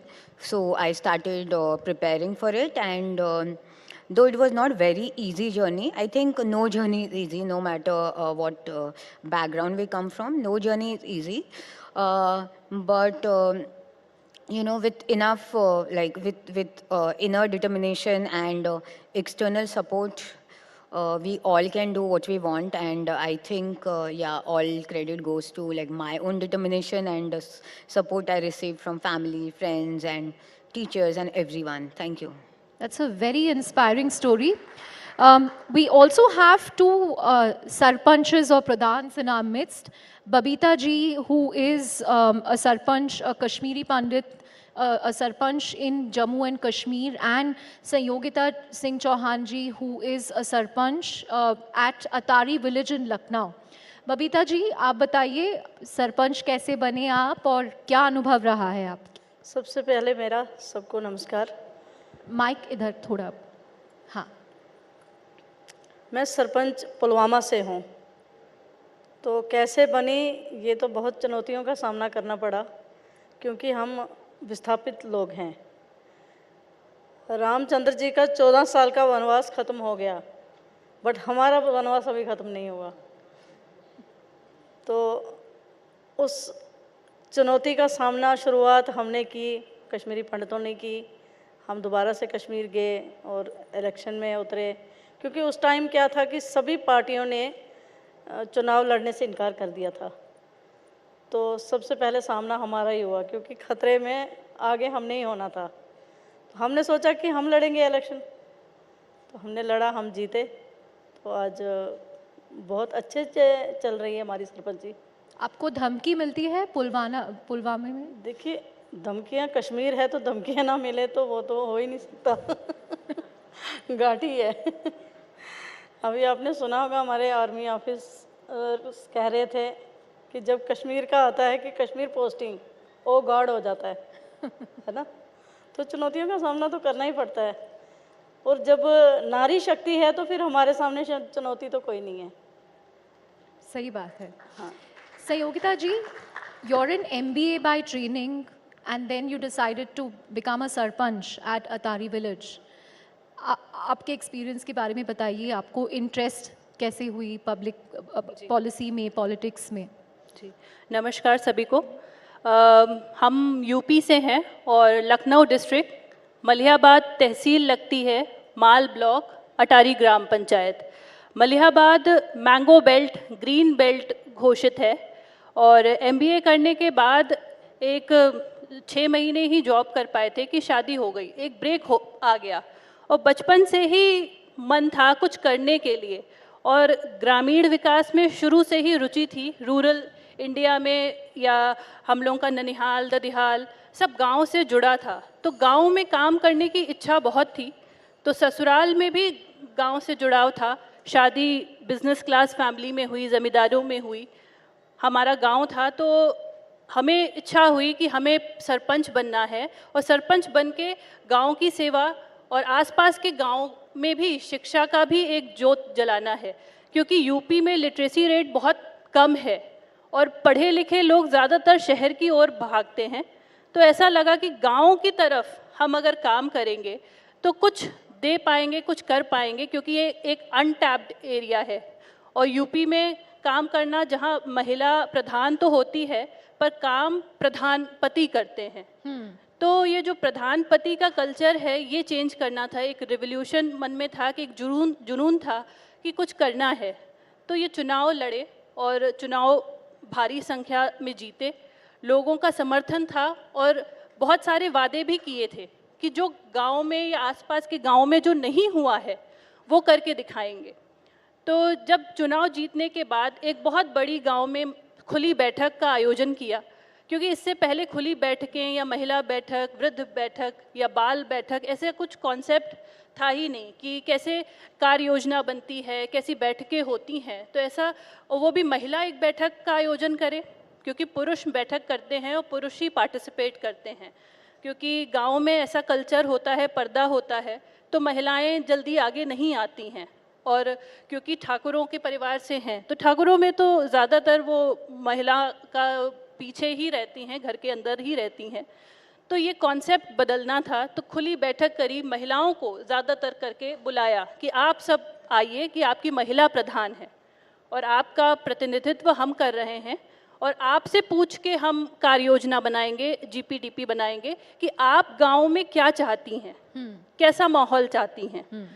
तो महिलाओं से उनसे उनकी राय ली, और उनके हिसाब से जो भी उन्होंने कहा कि पानी से संबंधित उनको जो चुनौतियां थीं उनके विषय में, या उनको उनकी सुरक्षा को लेके, सब चीज़ों को लेके हमने अपनी कार्य योजना साल भर की बनाई, और धीरे धीरे करके वो सब चीज़ें इम्प्लीमेंट करी। जो उन्होंने कहा वो हमने 2 साल में ही करके दिखाया। हमारे गाँव में पिछली प्रधानी में ऐसा सब कुछ नष्ट सा हो गया था, कुछ सब जर्जर भवन थे सारे सरकारी।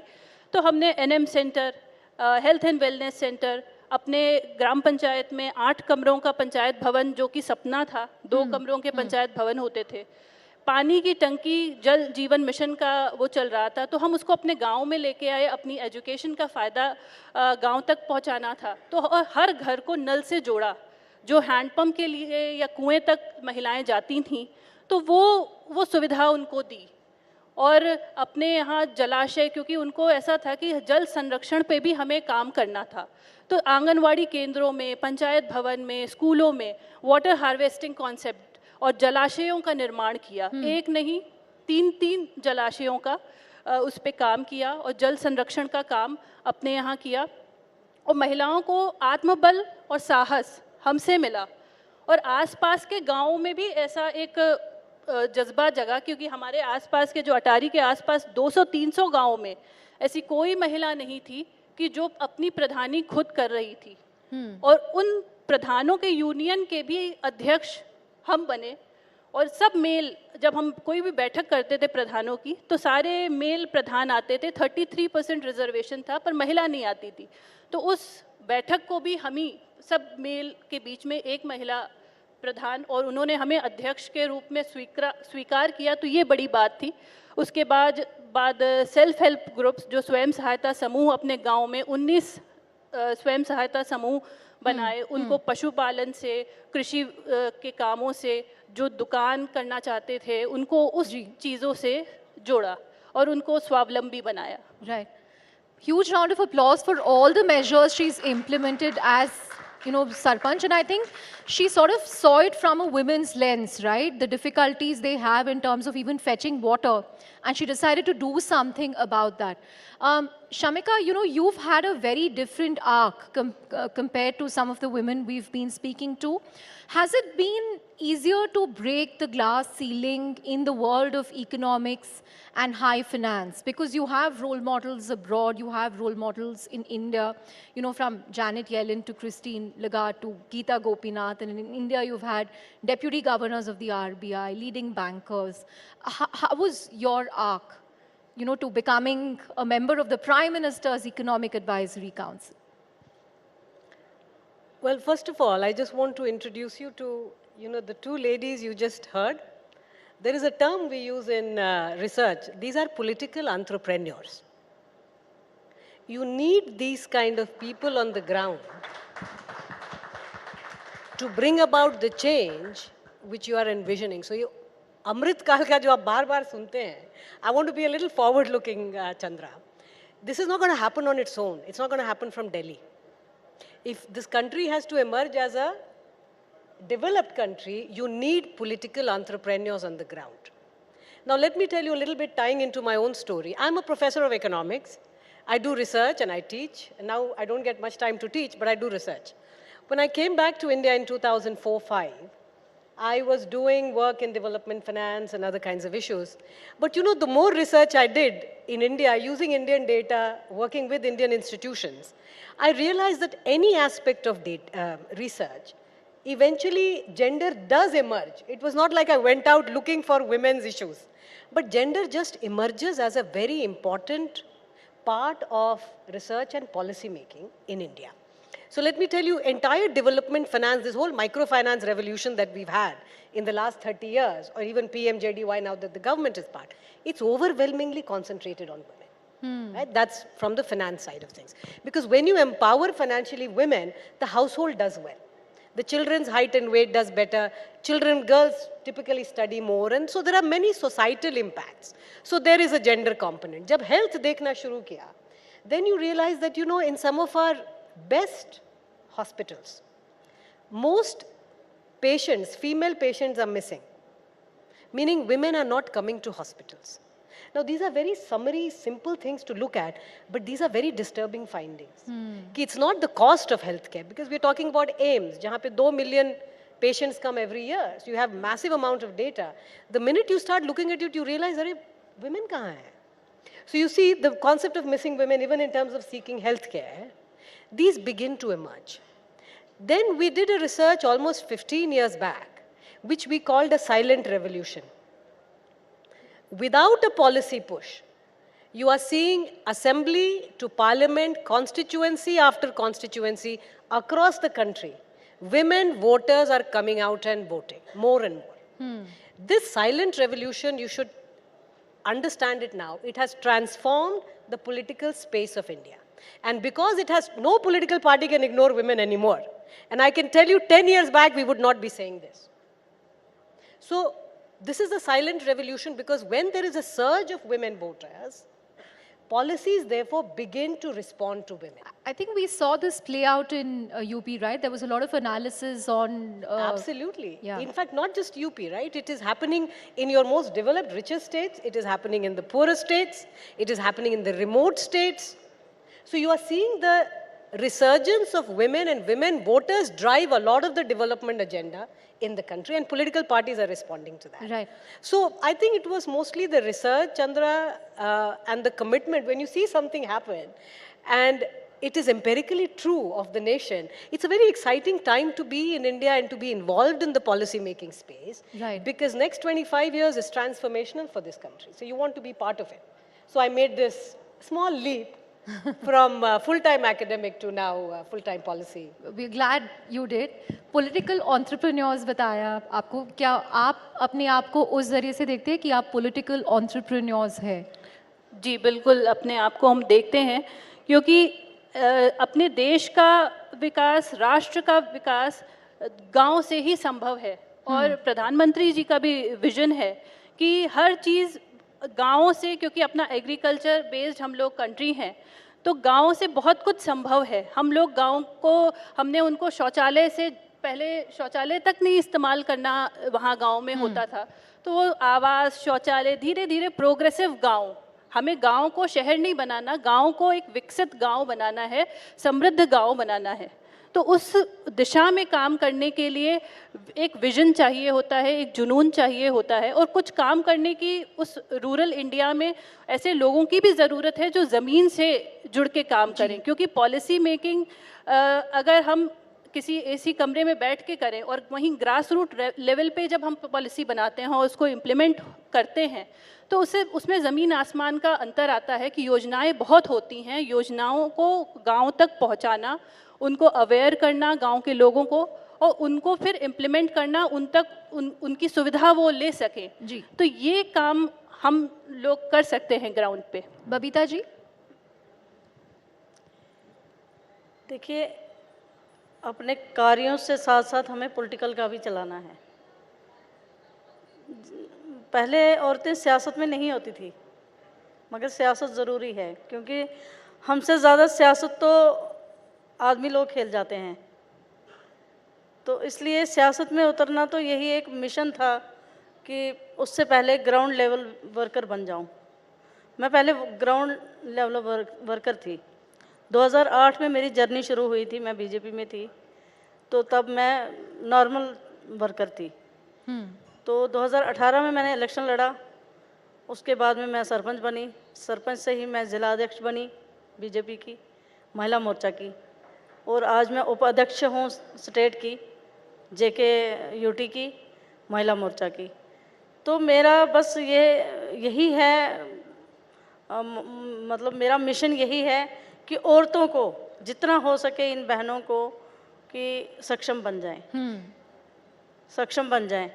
क्योंकि हमारी जो विडोज़ हैं, हमारी जो डाइवर्सी औरतें हैं, कुछ गरीब हैं, कुछ लाचार हैं, कुछ हैंडीकैप्स हैं, उनके लिए जो स्कीमें हैं हमारी सेंटर में, तो बहुत सारी स्कीमें हमारी लॉन्च हो रही हैं, मगर क्या है कि घर घर, गांव गांव तक अभी पहुंच नहीं पा रही हैं। इन चीज़ों से काफ़ी चीज़ें अभी दूर हैं।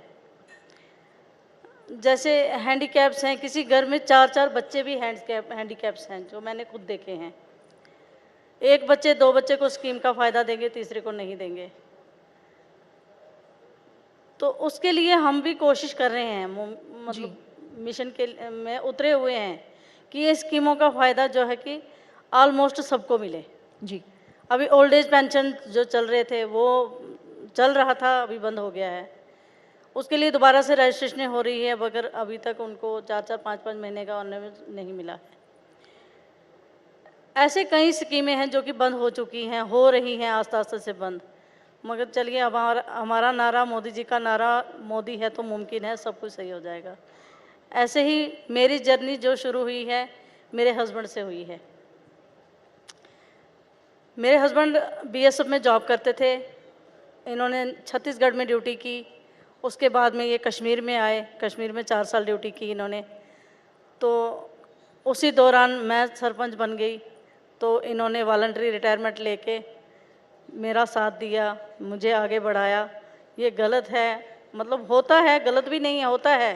नहीं, सुनने में बहुत हर अच्छा है। औरत के पीछे आदमी का हाथ रहे तो औरत काफ़ी आगे बढ़ेगी।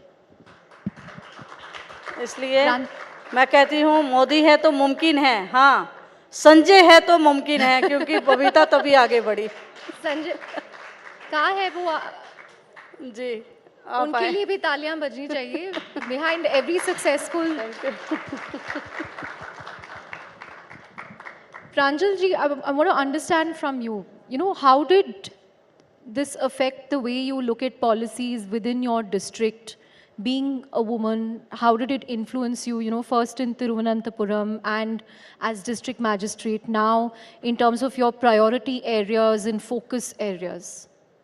Yeah, I think getting to work at the district level, like the most local level in terms of administrative, from administrative perspective, it's a very great opportunity. It's in fact a learning opportunity, and it's very great because the efforts you put, you directly get to see the result.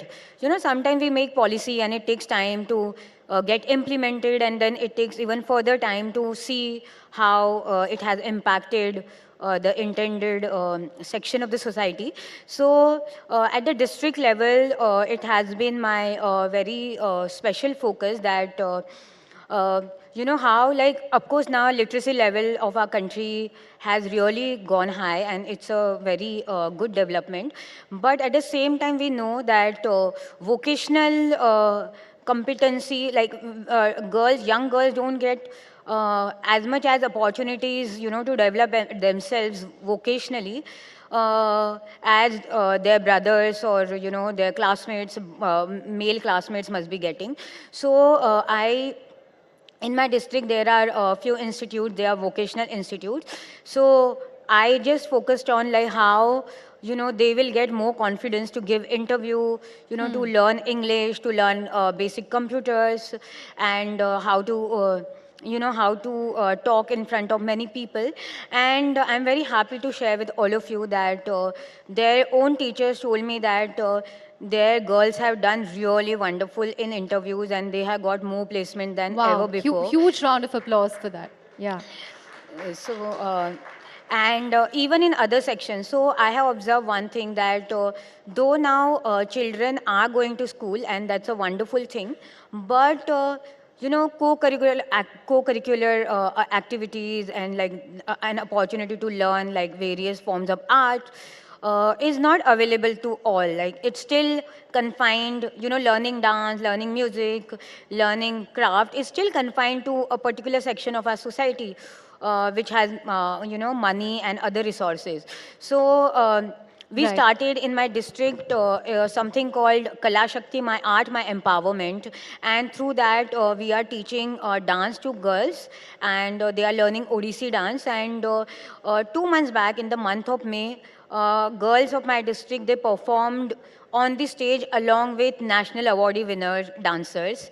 Wow. And yes, and these accomplished dancers actually remark that these girls are not at all like first time, beginners. They are like already so smart, and their presence of mind is so good.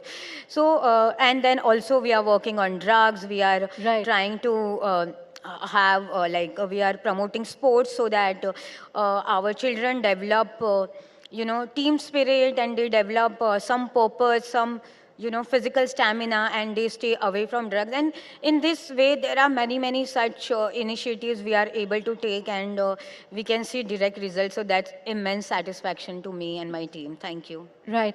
Huge round of applause for that. In fact, I wish this is a discussion that we can stretch for some more time, because we're hearing so many brilliant examples of how governance, women at the helm of governance policy making, can play a huge role.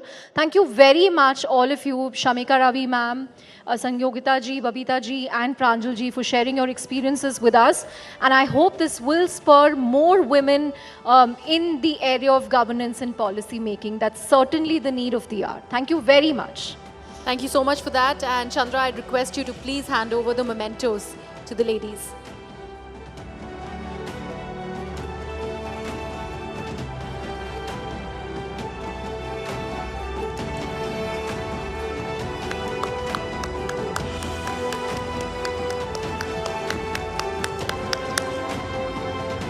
Ladies and gentlemen, a huge round of applause to these inspiring ladies, the Niti Shaktis.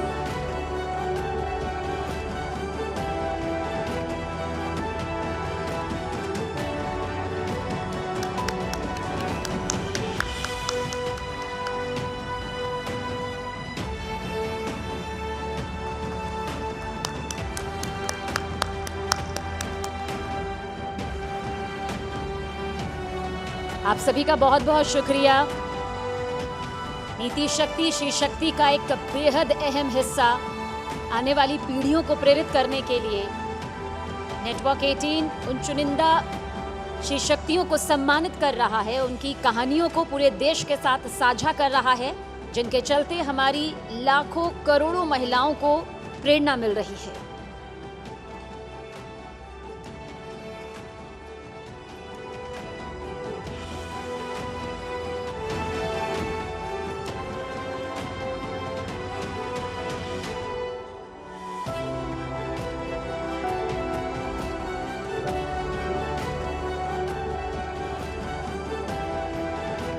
नया Bharat cinema में she शक्ति को पहचानता है और उस पहचान का सम्मान भी करता है। हालांकि इस सम्मान के हकदार वो उस पल से ही हैं जब से छोटे और बड़े पर्दे की शुरुआत हुई। ये भी सबसे बड़ा सच रहा कि कोई भी कहानी बिना शी शक्ति के कभी पूरी नहीं हुई। लेकिन बदलते वक्त के साथ शी शक्ति ने उस नजरिए को भी बदलने में कामयाबी हासिल की, जिसमें उन्हें महज कहानी का हिस्सा माना जाता था, उसकी नींव नहीं। Absolutely, and you guessed it right. This is the cinema Shakti that we have for you. The arm candy at that time and the damsel in distress has made way for the women-oriented films. While that move was a welcome step, branding cinema steered by a woman as niche didn't do as much justice to the talented drivers of the venture. But today, there's a whole lot of creative acumen of women in cinema and content who have reshaped the industry, led the charge and driven narrative changes. They are the sheroes or the heroes, I must say, that India has begun to dote on. But before I invite a very special guest on the stage today, let me please invite our colleague Shireen Bhan back on the stage. And ladies and gentlemen, please join us in welcoming the talented Shraddha Kapoor, who has proven time and again that she is an intrinsic part of cinema's evolving landscape.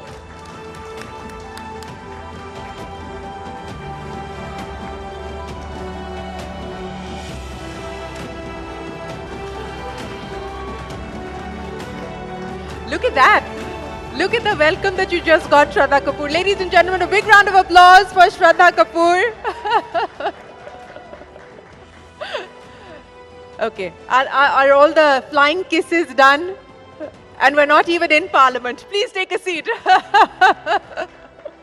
Well, I can see that we've got a couple of tables full of your fans right here, Shraddha. But for those of you who haven't followed her career as closely as her fans have, let me very quickly take you through her journey so far. You've been in the industry for a little over 10 years now? I think so. You think so? I think so. Does it feel much longer? Because, you know, sometimes it feels like, literally on every film, it feels like, okay, I've not done this aspect of being an actor, I've not done that aspect of being an actor. So every film feels like a debut in some way or the other. So my makeup artist and dear friend, Shraddha Nayak, who's also here, we, because she's been with me for the few years that I've been around, we keep fighting about who knows how many years it's actually been. So yes. So what's the average that the two of you have arrived at between the both of you? I think it's been about 12 years. Yeah. So I was right. I said little over 10 years. So you've spent a little over 10 years in the movie business. But you've grown up around the movie business. Your father is an actor. We just heard from your illustrious aunts, and of course your cousin is here within the hall as well, watching you. So you've grown up around the movies. Did you ever consider wanting to do or be anything else, or this was it? This was it, because this is what I grew up seeing in my household. I've grown up with the maternal side of my family predominantly, where I have my maushis, I have my grand aunt, I had my nana, who's was a very well-renowned classical musician. So I've grown up in a family of basically family members being in the creative arts. So for me, it's all that I knew. And it was a natural fit to get into the same field. But I have to say that, you know, when you're in school and a lot of people tell you ki, you know, oh my God, you really have a fan club right here in the room. I mean, they're the best. You know, there's so much love that I get from my well-wishers and my fans. It just overwhelms me all the time. So I have to say that for me, you guys threw me off track now. You were narrating an incident from school. And fully threw me off track. But I have to say that, see, I don't remember where I was at. Should I switch the question? Okay, let's do a retake. I mean, the only thing that should throw anybody off is love and adulation. So that's great. Well, you know, I hope you continue to get as much love and adulation as you are getting this evening. But let me ask you this. Now you remember. I remembered, okay? I'm not going to look there right now.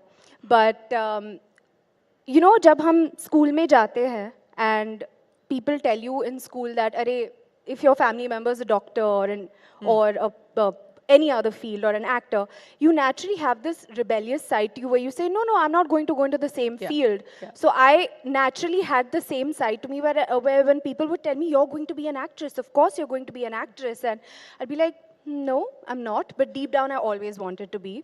And it just organically happened that I developed a passion for it as well.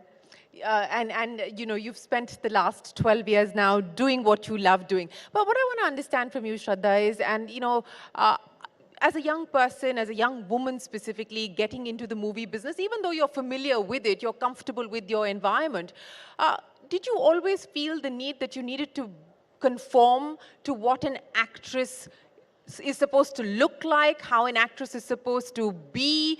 You know, was that always, did that constrain you, at least in the first few years, where it was hard for you to maybe express who you really were? Did you bring your authentic self to the set, or were you trying to play a part even in real life?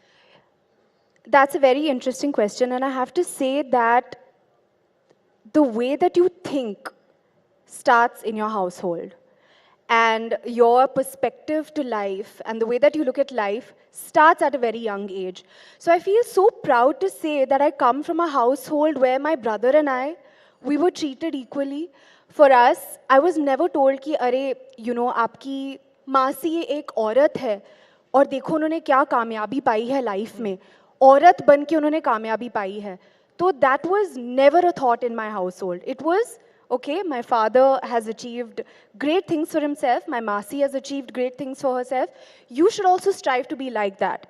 So having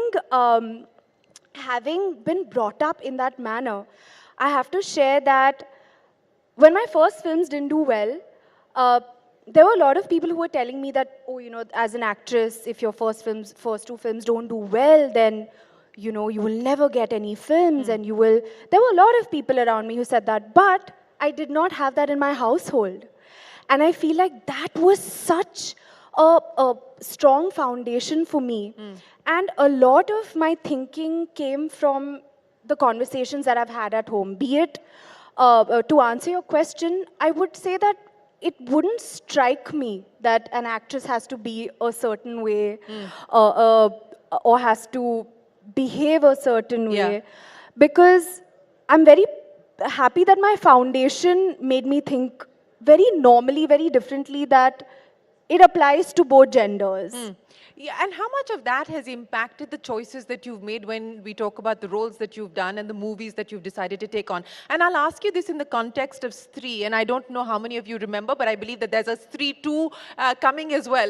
But for you to play a ghost, and a ghost that preys on men, I mean, not too many women would have, would have wanted to play that part. So how much of the choices that you make in terms of the parts that you accept in the movies that you take on is conscious and deliberate, and how much of it is just organic? You know, I don't think I've spoken about this when we were promoting Stree, but there was a I'm actually very grateful to my director Amar Kaushik and my producer Dinesh Vijan. I'll tell you why. Because when Stree was offered to me, they offered it to me as a cameo. They offered it to me as a special appearance. And I just was so amazed and so entertained with the premise of the film being about having a larger social message in an entertaining manner, that I requested them that, can I be a part of the cast, and actually, can this not be a special appearance?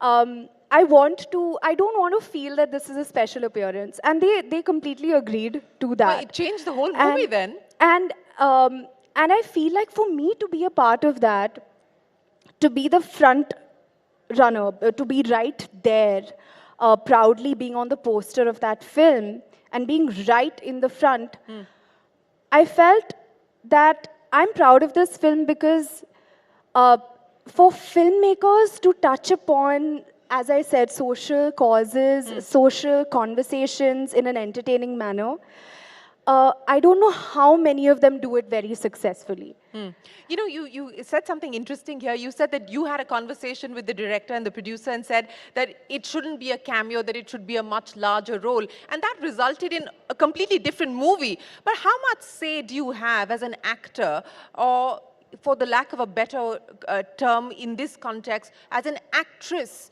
to dictate what the story should be or how the part should be played out, what layers the character should have? How much say and space do you find that you get?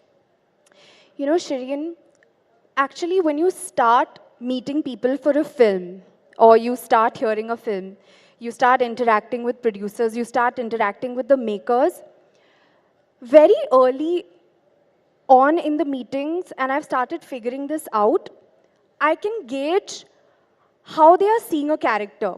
I can gauge, okay, they're seeing this character to be a significant character in the film. I can see that they're going to treat the character equally to the male character or other characters in the film.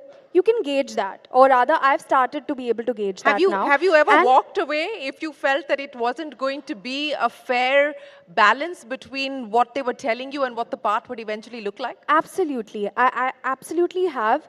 And I feel like that it's my responsibility to do that, because I feel that the audience that I have built for myself now, they would not want to see me in parts where there isn't a strong layer to that part. So I feel like I'm responsible towards them as well. So there are a lot of no's that I've been saying.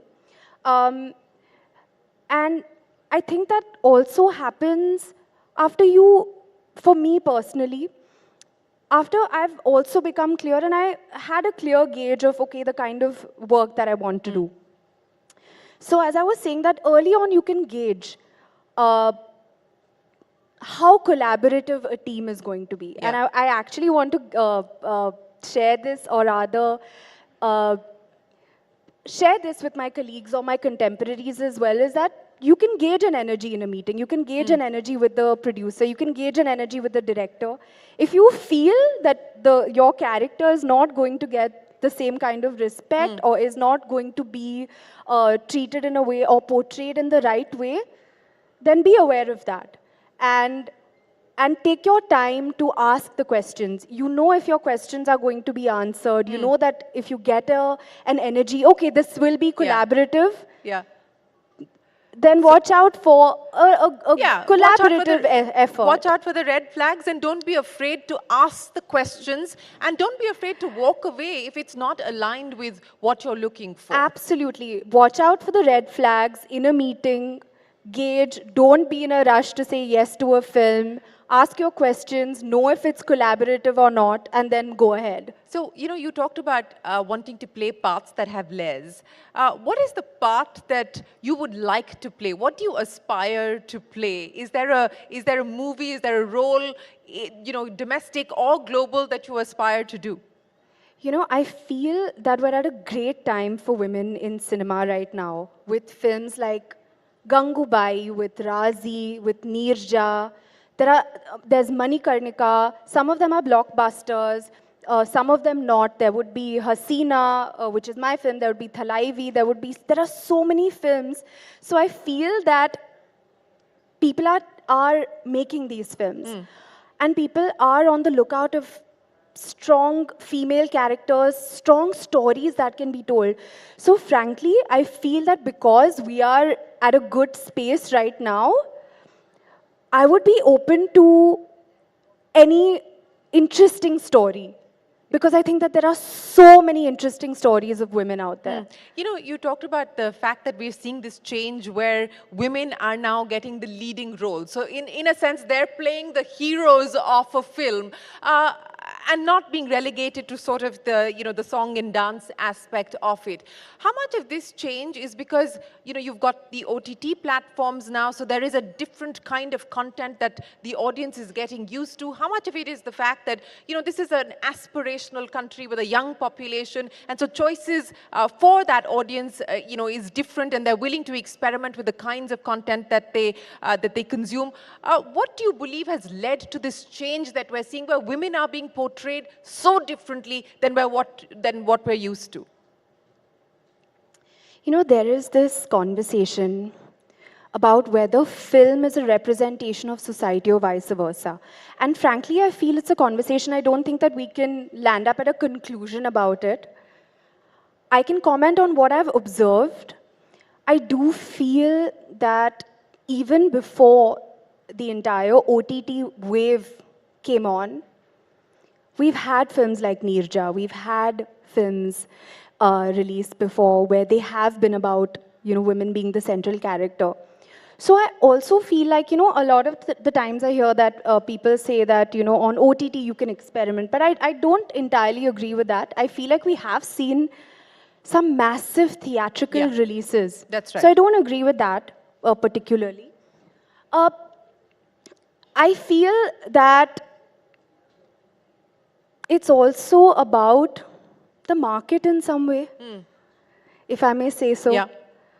I also feel that has a role. It also has to do with times. There are different topics, there are different social topics which are of relevance. Back in the day, we didn't have touchscreen phones. We didn't have people watching content on their phones. The allure of going to a theater was very different. I don't remember when exactly touchscreen phones came, but I didn't have a touchscreen phone. I remember that. Well, so they've been around for a while now. So and they've been around for a while, but I remember that I had the button phone as one of my first phones. And so I feel that cinema also changes with the times. And with technology, and with the fact that we now have single screens and multiplexes coexisting, and that has changed the way that people consume their movies.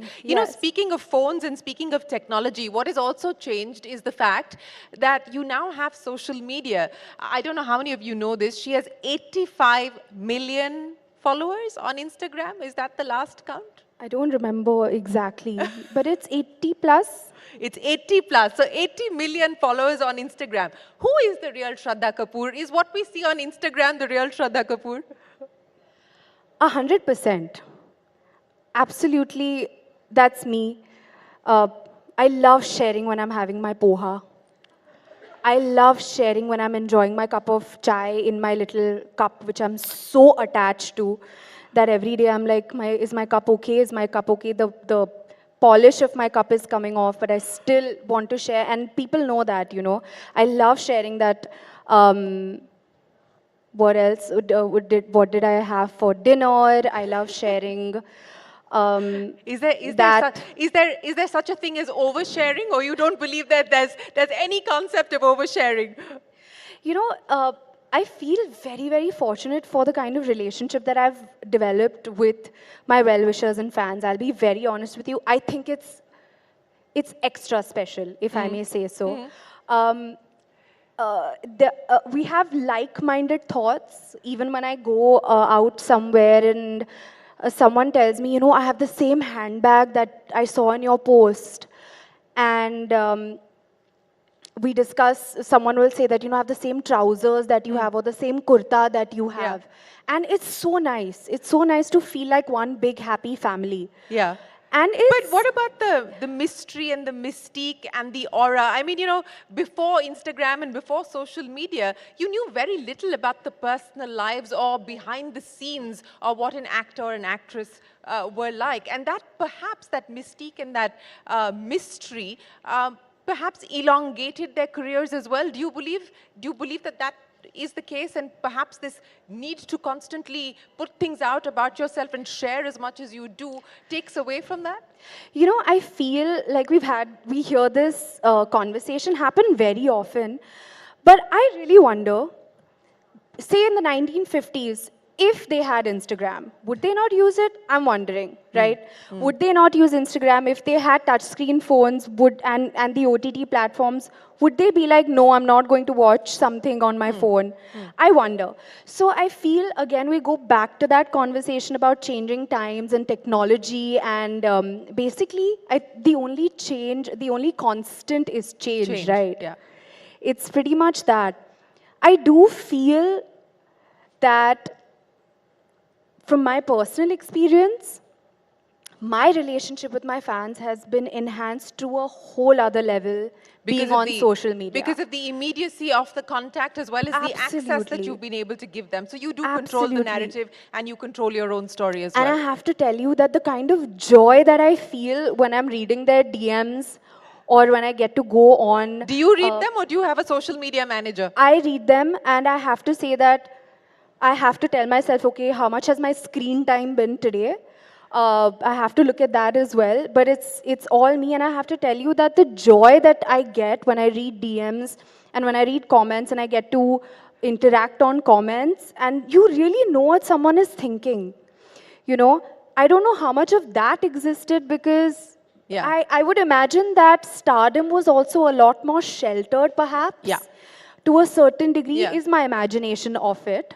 So I have no qualms in the era that I'm in, and I'm embracing it wholly and solely. Yeah, clearly, with 85 million followers, it clearly shows that you're embracing it. But you know, there's the good and the bad side of this. So the good is that you're getting all of this adulation and love immediately from your fans, and they're responding to you pretty much in real time. But you can also have a situation where you have people not say very nice things to you because anonymity provides that safety to say whatever you want to say without any consequences. How do you deal with that? I apply the same kind of thinking that I've been brought up with, which is perspective, which is what you pay attention to grows. If I focus on the love and adulation, and if I focus on also trying to hope that when I share candid aspects of my life, maybe someone is going to get inspired in some way also. So I focus on that very, very frankly. And I feel that that is something that I use also as my strength. Well, you know, speaking of strengths and things that you're looking forward to and people that you worked with, who do you look up to as the iconic sort of star that inspires you? And from your peer group, you know, is there a peer that you feel more connected with or connected to in terms of the kind of work that they do? So icon and peer. I have so many people I look up to. So many icons that I look up to. I have them in my own household. I admire them for the way that they've brought me up to begin with. And of course, the kind of work that they've done has been phenomenal. In my peer group, there's so many people doing such good work. I recently watched Rocky or Rani Ki Prem Kahani, and I absolutely loved Alia in it. I thought that she was extremely effortless, so natural, an absolute delight to watch, and I thoroughly enjoyed watching her. Well, okay, so that's one big point there for Alia Bhatt in her latest movie. But, you know, I can't let you go. And again, she's a woman with many talents. One is, of course, that she's a beautiful singer. And I've been told by everybody in my producing team that we have to get you to end with a song. Wherever you like. It could be your favorite song. It could be a song that embodies your journey in the movie business so far, or what you hope to do in the movie business in the future. Are we already at the end of our chat, though? We are, unfortunately, good things don't last too long, unfortunately. So we are at the end of our chat, unfortunately. Okay. So this is when I'm supposed to sing? This is where you're supposed to sing. Do you want me to say action? Should I? Okay, I'm seeing we're playing dumb charades. You guys only tell me, what should I sing? On Will you popular sing demand. with me? Pakka. Promise. Pakka wala promise. You look at them, they're dying, they're waiting for you to start. Okay. तू मेरी नींदों में सोता है, तू मेरे अश्कों में होता है, सरगोशी सी है ख्यालों में, तू ना हो फिर भी तू होता है. Okay, I went थोड़ा आगे, so we'll sing the chorus together. तेरी गलियां मुझको भावे, गलियां तेरी गलियां.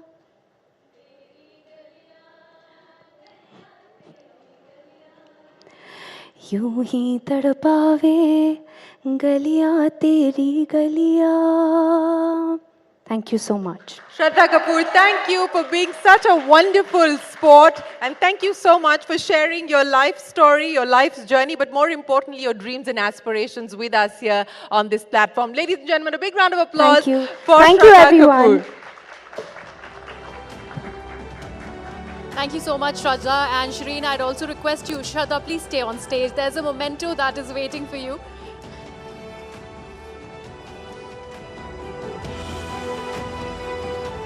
शी-शक्ति का हिस्सा बनने के लिए और अपना कीमती वक्त देने के लिए श्रद्धा, बहुत बहुत शुक्रिया आपका.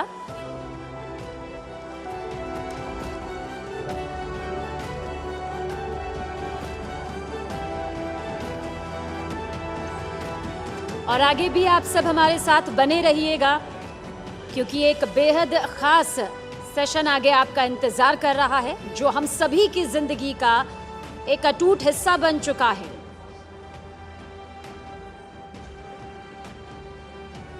Ladies and gentlemen, Shraddha Kapoor. Thank you so much.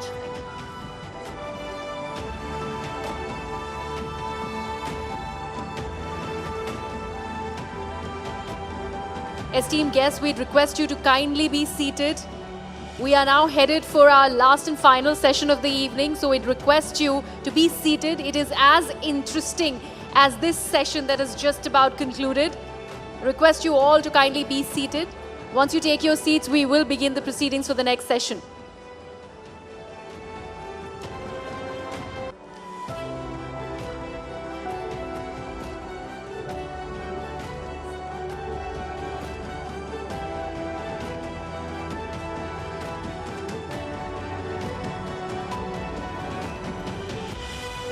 Ladies and gentlemen, our next session is called Social Media Shakti.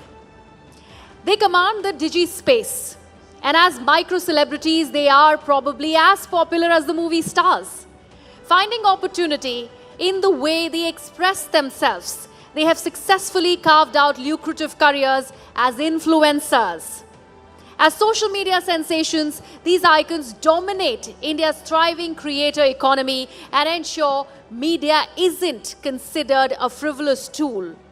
Beyond the reels, the song and dance, the jokes, these influencers are body positivity champions, LGBTQI representatives, career consultants, doctors, financial advisors, you name it, and you'll find a role model in each one of them. जी हाँ, अभिव्यक्ति और अवसर का मंच यानी social media, लेकिन जहाँ social media सनसनी बनना और उसे बरकरार रखना कम मुश्किलों भरा नहीं, परिवार से लेकर समाज के सवालों का सामना करना, अनजान दुनिया को अपनाते हुए खुद को समेट कर रखना, हर दिन एक नए ज्ञान के साथ प्रभावशाली बनना पहाड़ सी चुनौतियां लेकर आता है, जिसका मजबूती से सामना करते हुए इन शी शक्तियों ने अपनी ऑनलाइन प्रेजेंस को सफल करियर में बदला। इस सेशन की कमान के लिए मैं मंच पर बुलाना चाहूंगी मेरी सहयोगी पलकी शर्मा को। जोरदार तालियों के साथ हमारे पैनल का भी स्वागत करिए। कविता's किचन की कविता सिंह का हम चाहेंगे आप मंच पर आएं। इसके अलावा हंसना हो सकता है आसान हो, लेकिन हंसाना बहुत मुश्किल होता है। मैं आमंत्रित करना चाहूंगी श्रुति अर्जुन आनंद को भी, यूट्यूब कॉमेडियन जो कि हंसाती हैं। इसके अलावा स्वागत करिएगा अपर्णा टंडले जी का भी, जिन्हें आप काम वाली बाई के तौर पर बखूबी जानते हैं, और साथ ही फिटनेस एक्सपर्ट रश्मि राय का भी जोरदार तालियों के साथ आप सभी स्वागत जरूर करें। आप सभी का बहुत बहुत स्वागत है शी शक्ति के सबसे बड़े मंच पर।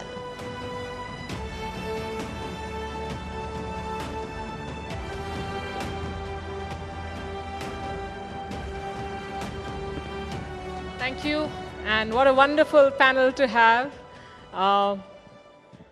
Let's first have a big round of applause for our panelists. Thank you. And I will ask you questions individually, but I want to ask one question to all of you. In a country and a world where everyone thinks of themselves as content creators, what do you see as your competition and how do you deal with it? Kavita Singh, let's start with you. You started Kavita's Kitchen. Of all things, you're teaching a country with so many varieties of cuisine to cook, and you're doing it fabulously. What made you take this up and how has the journey been? First of all, thank you so much for having me here. और मैं आपकी बहुत बड़ी fan हूँ। मैं काफ़ी देर से सोच रही थी कि आपसे मिलूँ तो मैं आपको बताऊँ।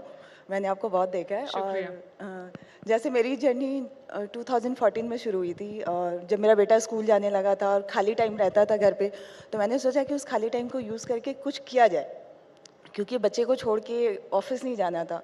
तब मैंने ये यूट्यूब का जो कुकिंग का आइडिया था, क्योंकि कुकिंग का पैशन मुझे पहले से ही था, और then I started my YouTube channel in 2014। और जब मैंने रेसिपी पोस्ट करनी शुरू की तो लोगों ने कहा कि आप जो बेसिक चीज़ें बताते हो कि गैस कब बंद करना है, कितना टाइम पकाना है, तो हम बैचलर्स बिगिनर्स को बहुत हेल्प होता है। तो मेरे को समझ में आया कि अच्छा लोगों को ये चाहिए, तो मैंने उसको जो लोगों ने डिमांड किया उस चीज़ को अपना स्ट्रेंथ बनाया और उस पर काम करके मैंने वीडियो बनाना शुरू किया, और लोगों ने काफ़ी अप्रिशिएट किया। और घर में कैसा रिस्पांस था कि हाँ खाना बना रही हो, अब वीडियो के साथ बना रही हो? हाँ, तो उनको मिल जाता था ना, मतलब वीडियो बनाती थी तो खाना भी ज़्यादा स्टाइलिश बनता था। तो वो बहुत खुश होते थे कि आज तो नया कुछ मिलेगा, आज तो नया कुछ मिलेगा। अच्छा, एक चीज़ मैं हमेशा पूछना चाहती हूँ, जो लोग खाने की रेसिपीज डालते हैं, क्या हमेशा परफेक्ट बनता है या कभी जलता भी है? ऐसा नहीं है, बहुत बार खराब भी होता है।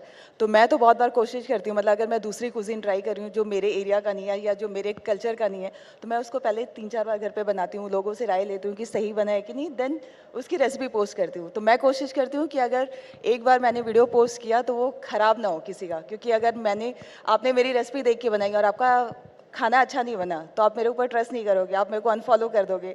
तो वो चीज़ दिमाग में रखनी पड़ती है। Awesome. Shruti Arjun Anand, you're making people laugh and you have 10 million subscribers. How do you do it?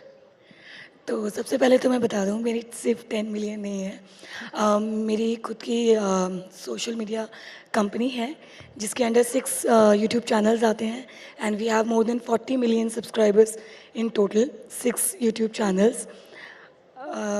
तो डिफ़िकल्ट तो हर चीज़ होती है, बट मेरे मम्मी पापा ने हमेशा मुझे यही सिखाया है कि जब तक ट्राई नहीं करोगे तब तक कैसे आप किसी भी चीज़ को नो कर सकते हो। अपना 100 नहीं 200% दो, और फिर देखो अगर आपको नहीं रिस्पांस मिल रहा है इसका मतलब आप कुछ तो गड़बड़ कर रहे हो, लेकिन अगर रिस्पांस मिल रहा है तो आपको सब खुद ही पता चल जाएगा कि आप सही ट्रैक पे हो कि नहीं हो। पर हम अभी भी एक बहुत नए आयाम खुले हैं, पर फिर भी एक ऐसे समाज में हैं जहाँ करियर ऑप्शंस सभी के लिए लिमिटेड हैं। जब आप पेरेंट्स से बात करते हैं, डॉक्टर, इंजीनियर, MBA, आजकल बहुत स्टार्टअप में भी जा रहे हैं, महिलाओं के लिए और भी लिमिटेड है। सो व्हेन यू इंट्रोड्यूस और you started in the beginning introducing yourself as a comedian, what was the response? तो मैं खुद एक इंजीनियर हूँ। अच्छा। तो जब मैंने फुल टाइम यूट्यूबर बनी मैं, तो स्टार्टिंग में लोगों को उस टाइम पे सोशल मीडिया इतना ज़्यादा पता ही नहीं था कि होता क्या है। 2013 की बात कर रही हूँ मैं। तो लोग मजाक भी उड़ाते थे, कई लोग बोलते थे कि इंजीनियर होने के बावजूद आप ये क्यों कर रहे हो, कुछ और करो, आपके हस्बैंड IITian है तो आपको कुछ अच्छा ही करना चाहिए और लुक अप टू करना चाहिए उनको। बट हमेशा मुझे मेरी फैमिली ने, हस्बैंड ने प्रोत्साहित किया कि नहीं, तुम्हारा पैशन है, इसको फॉलो करो। जब मैं अपनी जॉब करता हूँ तो हस्बैंड ने बोला कि तो मैं पैशनेटली करता हूँ तो मैं अच्छा कर रहा हूँ, तो आप भी कोई भी चीज़ कर रही हो तो उसको पैशनेटली करो। स्टार्टिंग में तो रिस्पॉन्स थोड़ा सा डिफ़िकल्टी होता है, स्पेसिफिकली जब एक मुझे बोलना चाहिए मैरिड लड़की अपने सोशल मीडिया पे वीडियोस डालती है, स्पेसिफिकली कॉमेडी और एक डिफरेंट जॉनर के, तो रिलेटिव्स बोलते ही हैं, काफ़ी लोग नीचा दिखाने की कोशिश करते हैं। बट मुझे लगता है कि परिवार वाले जो हैं वो आपके पिलर होते हैं। अगर वो हस्बैंड सब साथ दे रहे होते हैं तो आपकी जो पावर है वो 10 गुना ज़्यादा बढ़ जाती है और आप और भी ज़्यादा अच्छा परफॉर्म करते हो और लोगों को भी मज़ा आता है आपको देख के। बिल्कुल सही कहा आपने।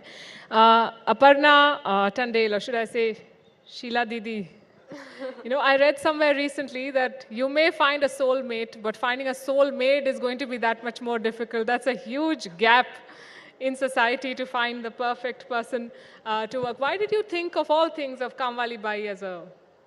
Sorry? Why did you pick the idea of, you know, playing a Kamwali Bai? Okay. So, एक टाइम पे बहुत प्रेशर था कि कुछ चल नहीं रहा, बहुत ट्राई किया, बहुत वीडियोस ट्राई किए, बहुत कुछ किया, पर व्यूज़ नहीं आ रहे थे, मतलब चल नहीं रहा था कुछ। तब एक ऐसा पॉइंट आया था कि कुछ ऐसा करना है कि जिसके बहुत सारे पार्ट्स हो, ठीक है। तो जब हमें ऐसा कुछ करना होता है ना, तब उस बारे में ना हमें ज़्यादा नॉलेज चाहिए कि हम बहुत ज़्यादा कर सके, इसलिए। तो इसकी शुरुआत एक्चुअली मेरी मम्मी काम वाली बाई है, वो थी, अभी तक कर रही थी, लेकिन अभी मैंने उसे रोक दिया। तो मुझे इस फील्ड का बहुत ज़्यादा नॉलेज था। मैं जब छोटी थी तब से मेरी मम्मी काम वाली बाई मतलब है, काम करती थी दूसरों के घरों में, तो उस चीज़ के बारे में मुझे बहुत ज़्यादा पता था। तो मैंने सोचा कि क्यों नहीं कि मैं ये कर लूँ। तो अभी मुझे मम्मी को मेरे मतलब काम वाली बाई की मम्मी कहलाते। तो तो मैंने सोचा कि काम वाली बाई के इसमें मुझे बहुत ज़्यादा नॉलेज है, या फिर मुझे ज़्यादा करने मिल सकता है, ज़्यादा फ़नी कर सकती हूँ, तो मैंने चूज़ किया कि व्हाई नॉट। पर आपको लगा कि यस, वंडरफुल, आपको लगा कंटेंट क्रिएशन ही करना है आपको? जी। आपने क्यों सोचा कि आपको वीडियोस ही बनाने हैं? मैं जब छोटी थी तब से मेरी मम्मी की बहुत ज़्यादा इच्छा थी कि मैं एक्टिंग करूँ। जब वो छोटी थी तब उसकी इच्छा थी, तो तब से वो मुझे ना मतलब नॉर्मली पेरेंट्स स्टडी में बहुत पुश करते हैं, मेरे घर वालों ने मुझे एक्टिंग में बहुत पुश किया है कि जाओ बेटा, करो करो करो, ऑडिशन को जाओ। मेरी बहनें हैं, हम 4 बहनें हैं, मैं सबसे छोटी हूँ, तो मेरी बहनें मुझे ऑडिशंस को लेके जाती थी। तो जब मैं 14-15 साल की थी तब से थिएटर कर रही हूँ, शॉर्ट फिल्म्स कर रही हूँ। उसके बाद एक पॉइंट ऐसा है कि फाइनेंशियली स्टेबल होना था, तो इस करियर में मतलब यूट्यूब लाइन, ये सब यूट्यूब कंटेंट क्रिएट करना ज़रूरी समझा। तो उस टाइम भी बहुत कुछ नहीं चला। फिर जब काम वाली बाई का जब हमने डिसाइड किया, तो पहला वीडियो हमारा बहुत वायरल गया, तो जो नहीं सोचा था, पहला ही पार्ट बहुत वायरल चला गया। और उसके बाद बहुत सारे पार्ट्स बनाए, अभी लिटरली हमारे 82-85 पार्ट्स हैं, और हर एक वीडियो को 10+ मिलियन व्यूज़, 100+ मिलियन व्यूज़ है। और हमारा अभी shorts break YouTube channel number 1 India का यूट्यूब चैनल है। और उसमें एक्चुअली मैं अकेली दिखती हूँ बहुत बार। यहाँ पे मैं बहुत चाहती थी कि मेरी पूरी टीम आए, क्योंकि दिखती मैं अकेली हूँ, पर उसमें बहुत ज़्यादा लोगों के एफर्ट्स होते हैं। जैसे कि मेरे सर है, मेरे साथ जो को एक्टर्स रहते हैं, साइली, प्रशांत, वो भी ज़्यादा बहुत फेमस है, तो मैं चाहती थी कि वो भी आए, पर वो नहीं आ सके। आपको आपसे बात करके बिल्कुल नहीं लग रहा कि मैं 23 साल की एक लड़की से बात कर रही हूँ जिसके 30 मिलियन से ज़्यादा सब्सक्राइबर्स हैं और इतनी बड़ी इस आपने बारे में बात मुझे कह दी कहना है। कि मेरी पूरी टीम को मेरे साथ होना चाहिए था।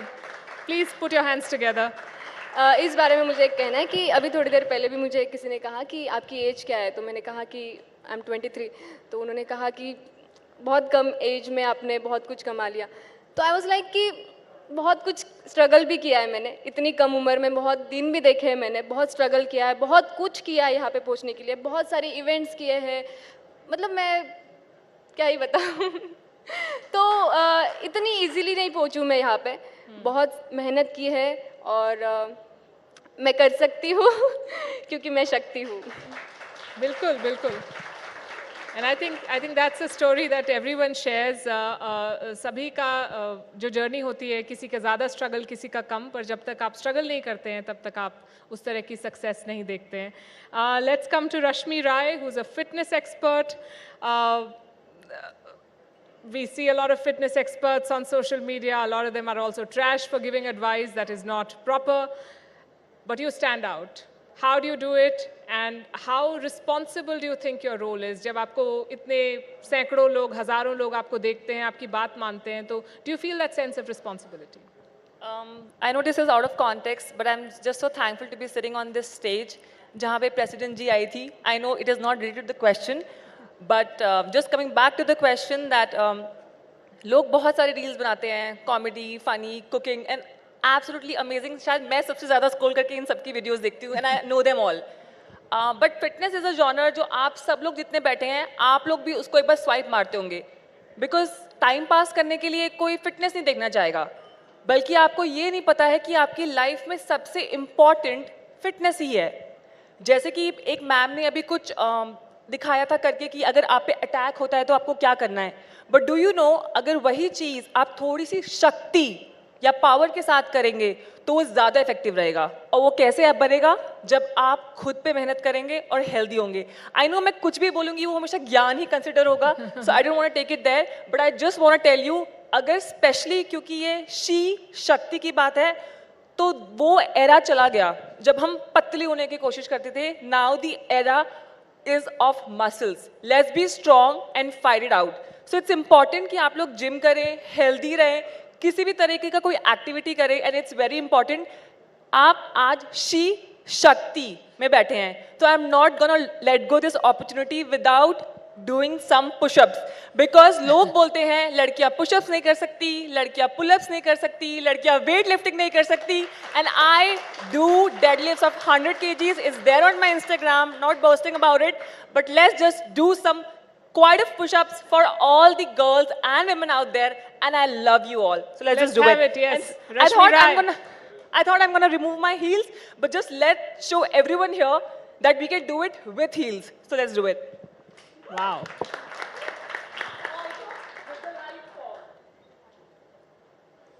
you go down, and then let's count. 1, 2, 3, 4, 5, 6, 7, 8, 9, 10, 11, 12, 13, 14, 15. Oh my God.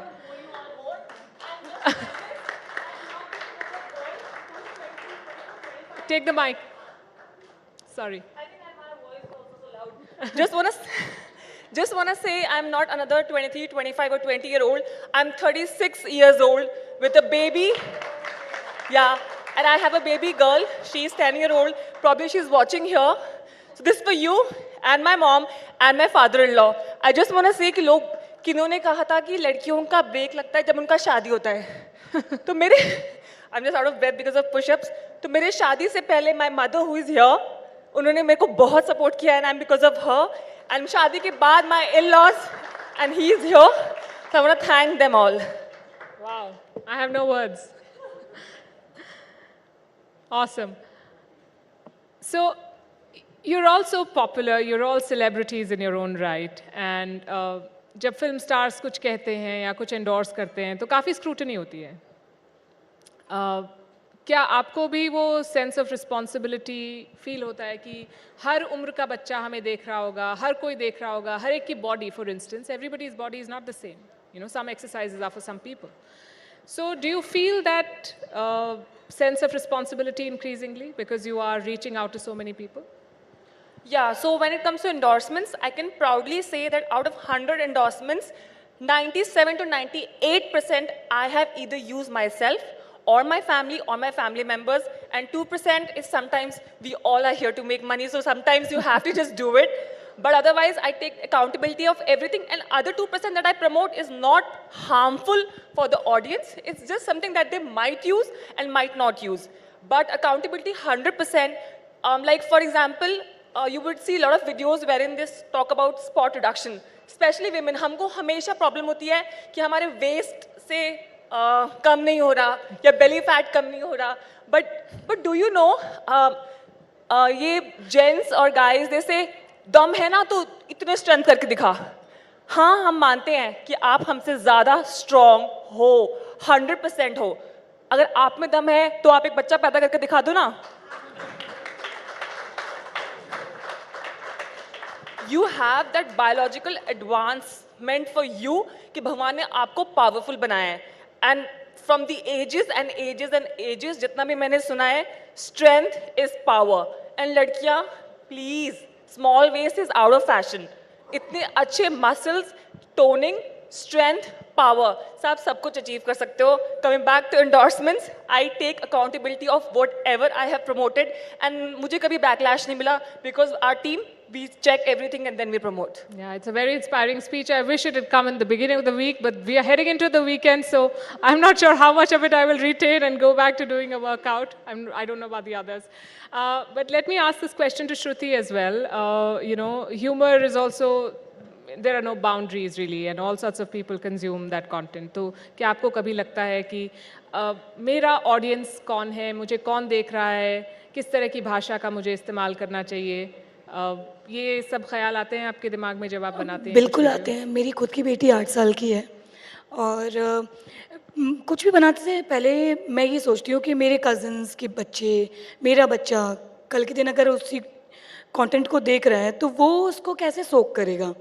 तो जो मेरा बच्चे देखने लायक नहीं है वो कंटेंट दूसरे के बच्चों के देखने लायक कैसे हो सकता है, चाहे वो बड़े हों या फिर टीनेजर हों.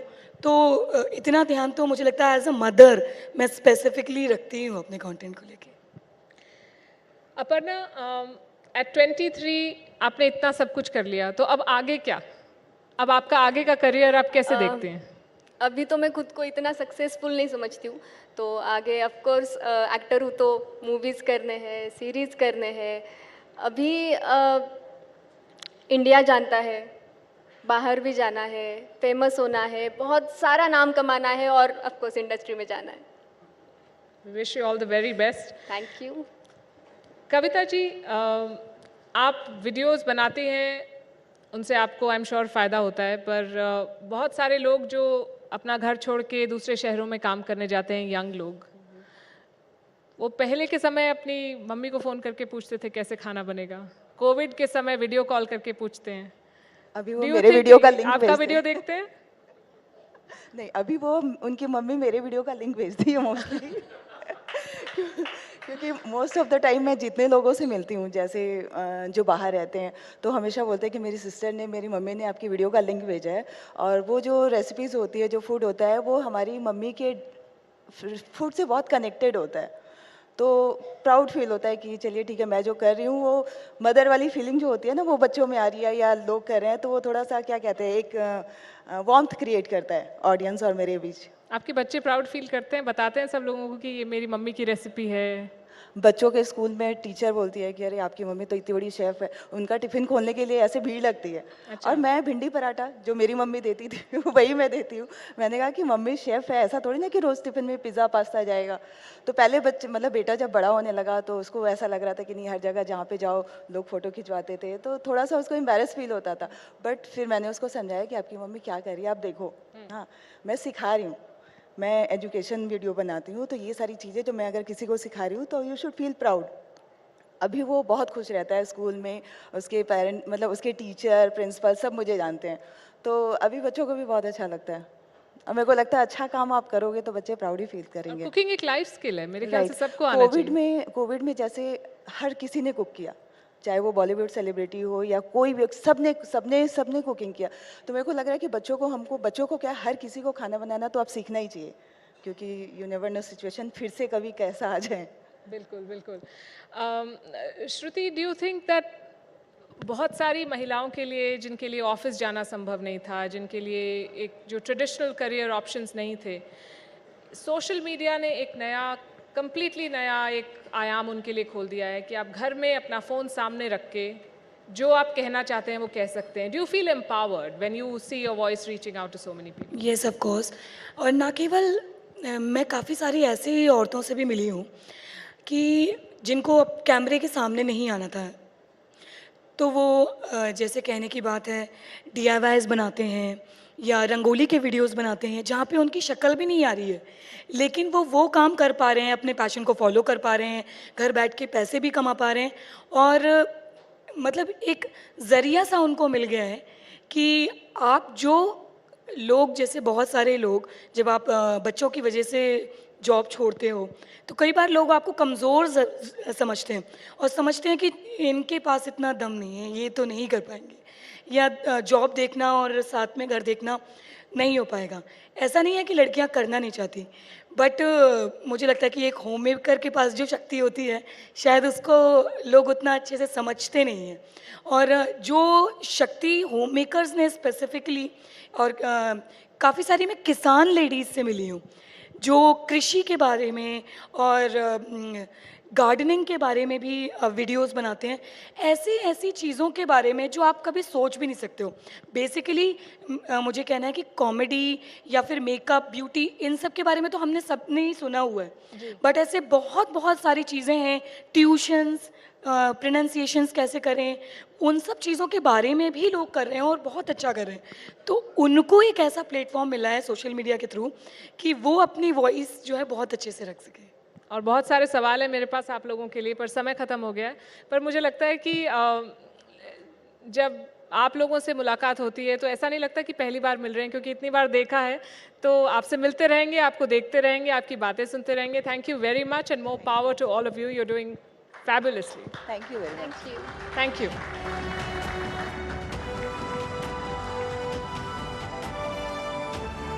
Thank you so much, ladies and gentlemen, and thank you so much all the lovely ladies who have joined Palki on this very August stage. Thank you so much for joining us. Ladies and gentlemen, a huge round of applause once again for everybody here. And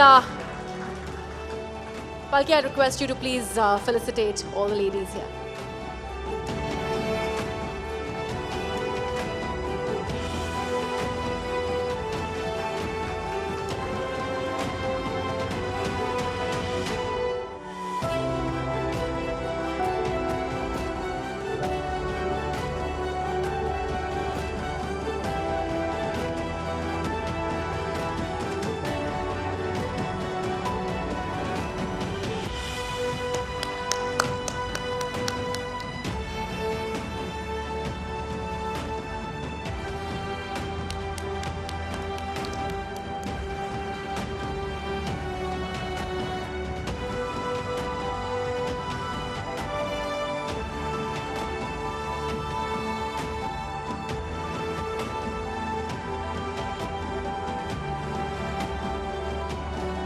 Thank you so much, ladies and gentlemen. The social media Shakti is for you.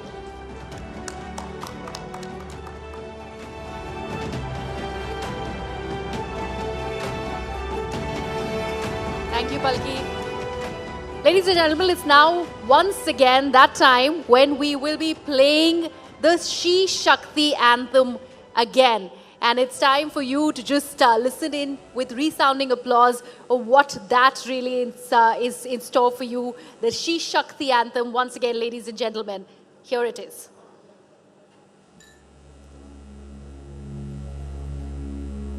बेड़ियों को चुप्पियों को तोड़ के चली हूँ मैं, तेज है मेरी लहर तूफानों से लड़ी हूँ मैं, सांस ले रही थी कब से आज जी रही हूँ मैं, स्थान है मेरा जो उस पे हक से अब खड़ी हूँ मैं, हिंदुस्तान की बेटी हूँ जो चाहूँ पाके रहती हूँ मैं, शक्ति हूँ कर सकती हूँ, हाँ मैं शक्ति हूँ।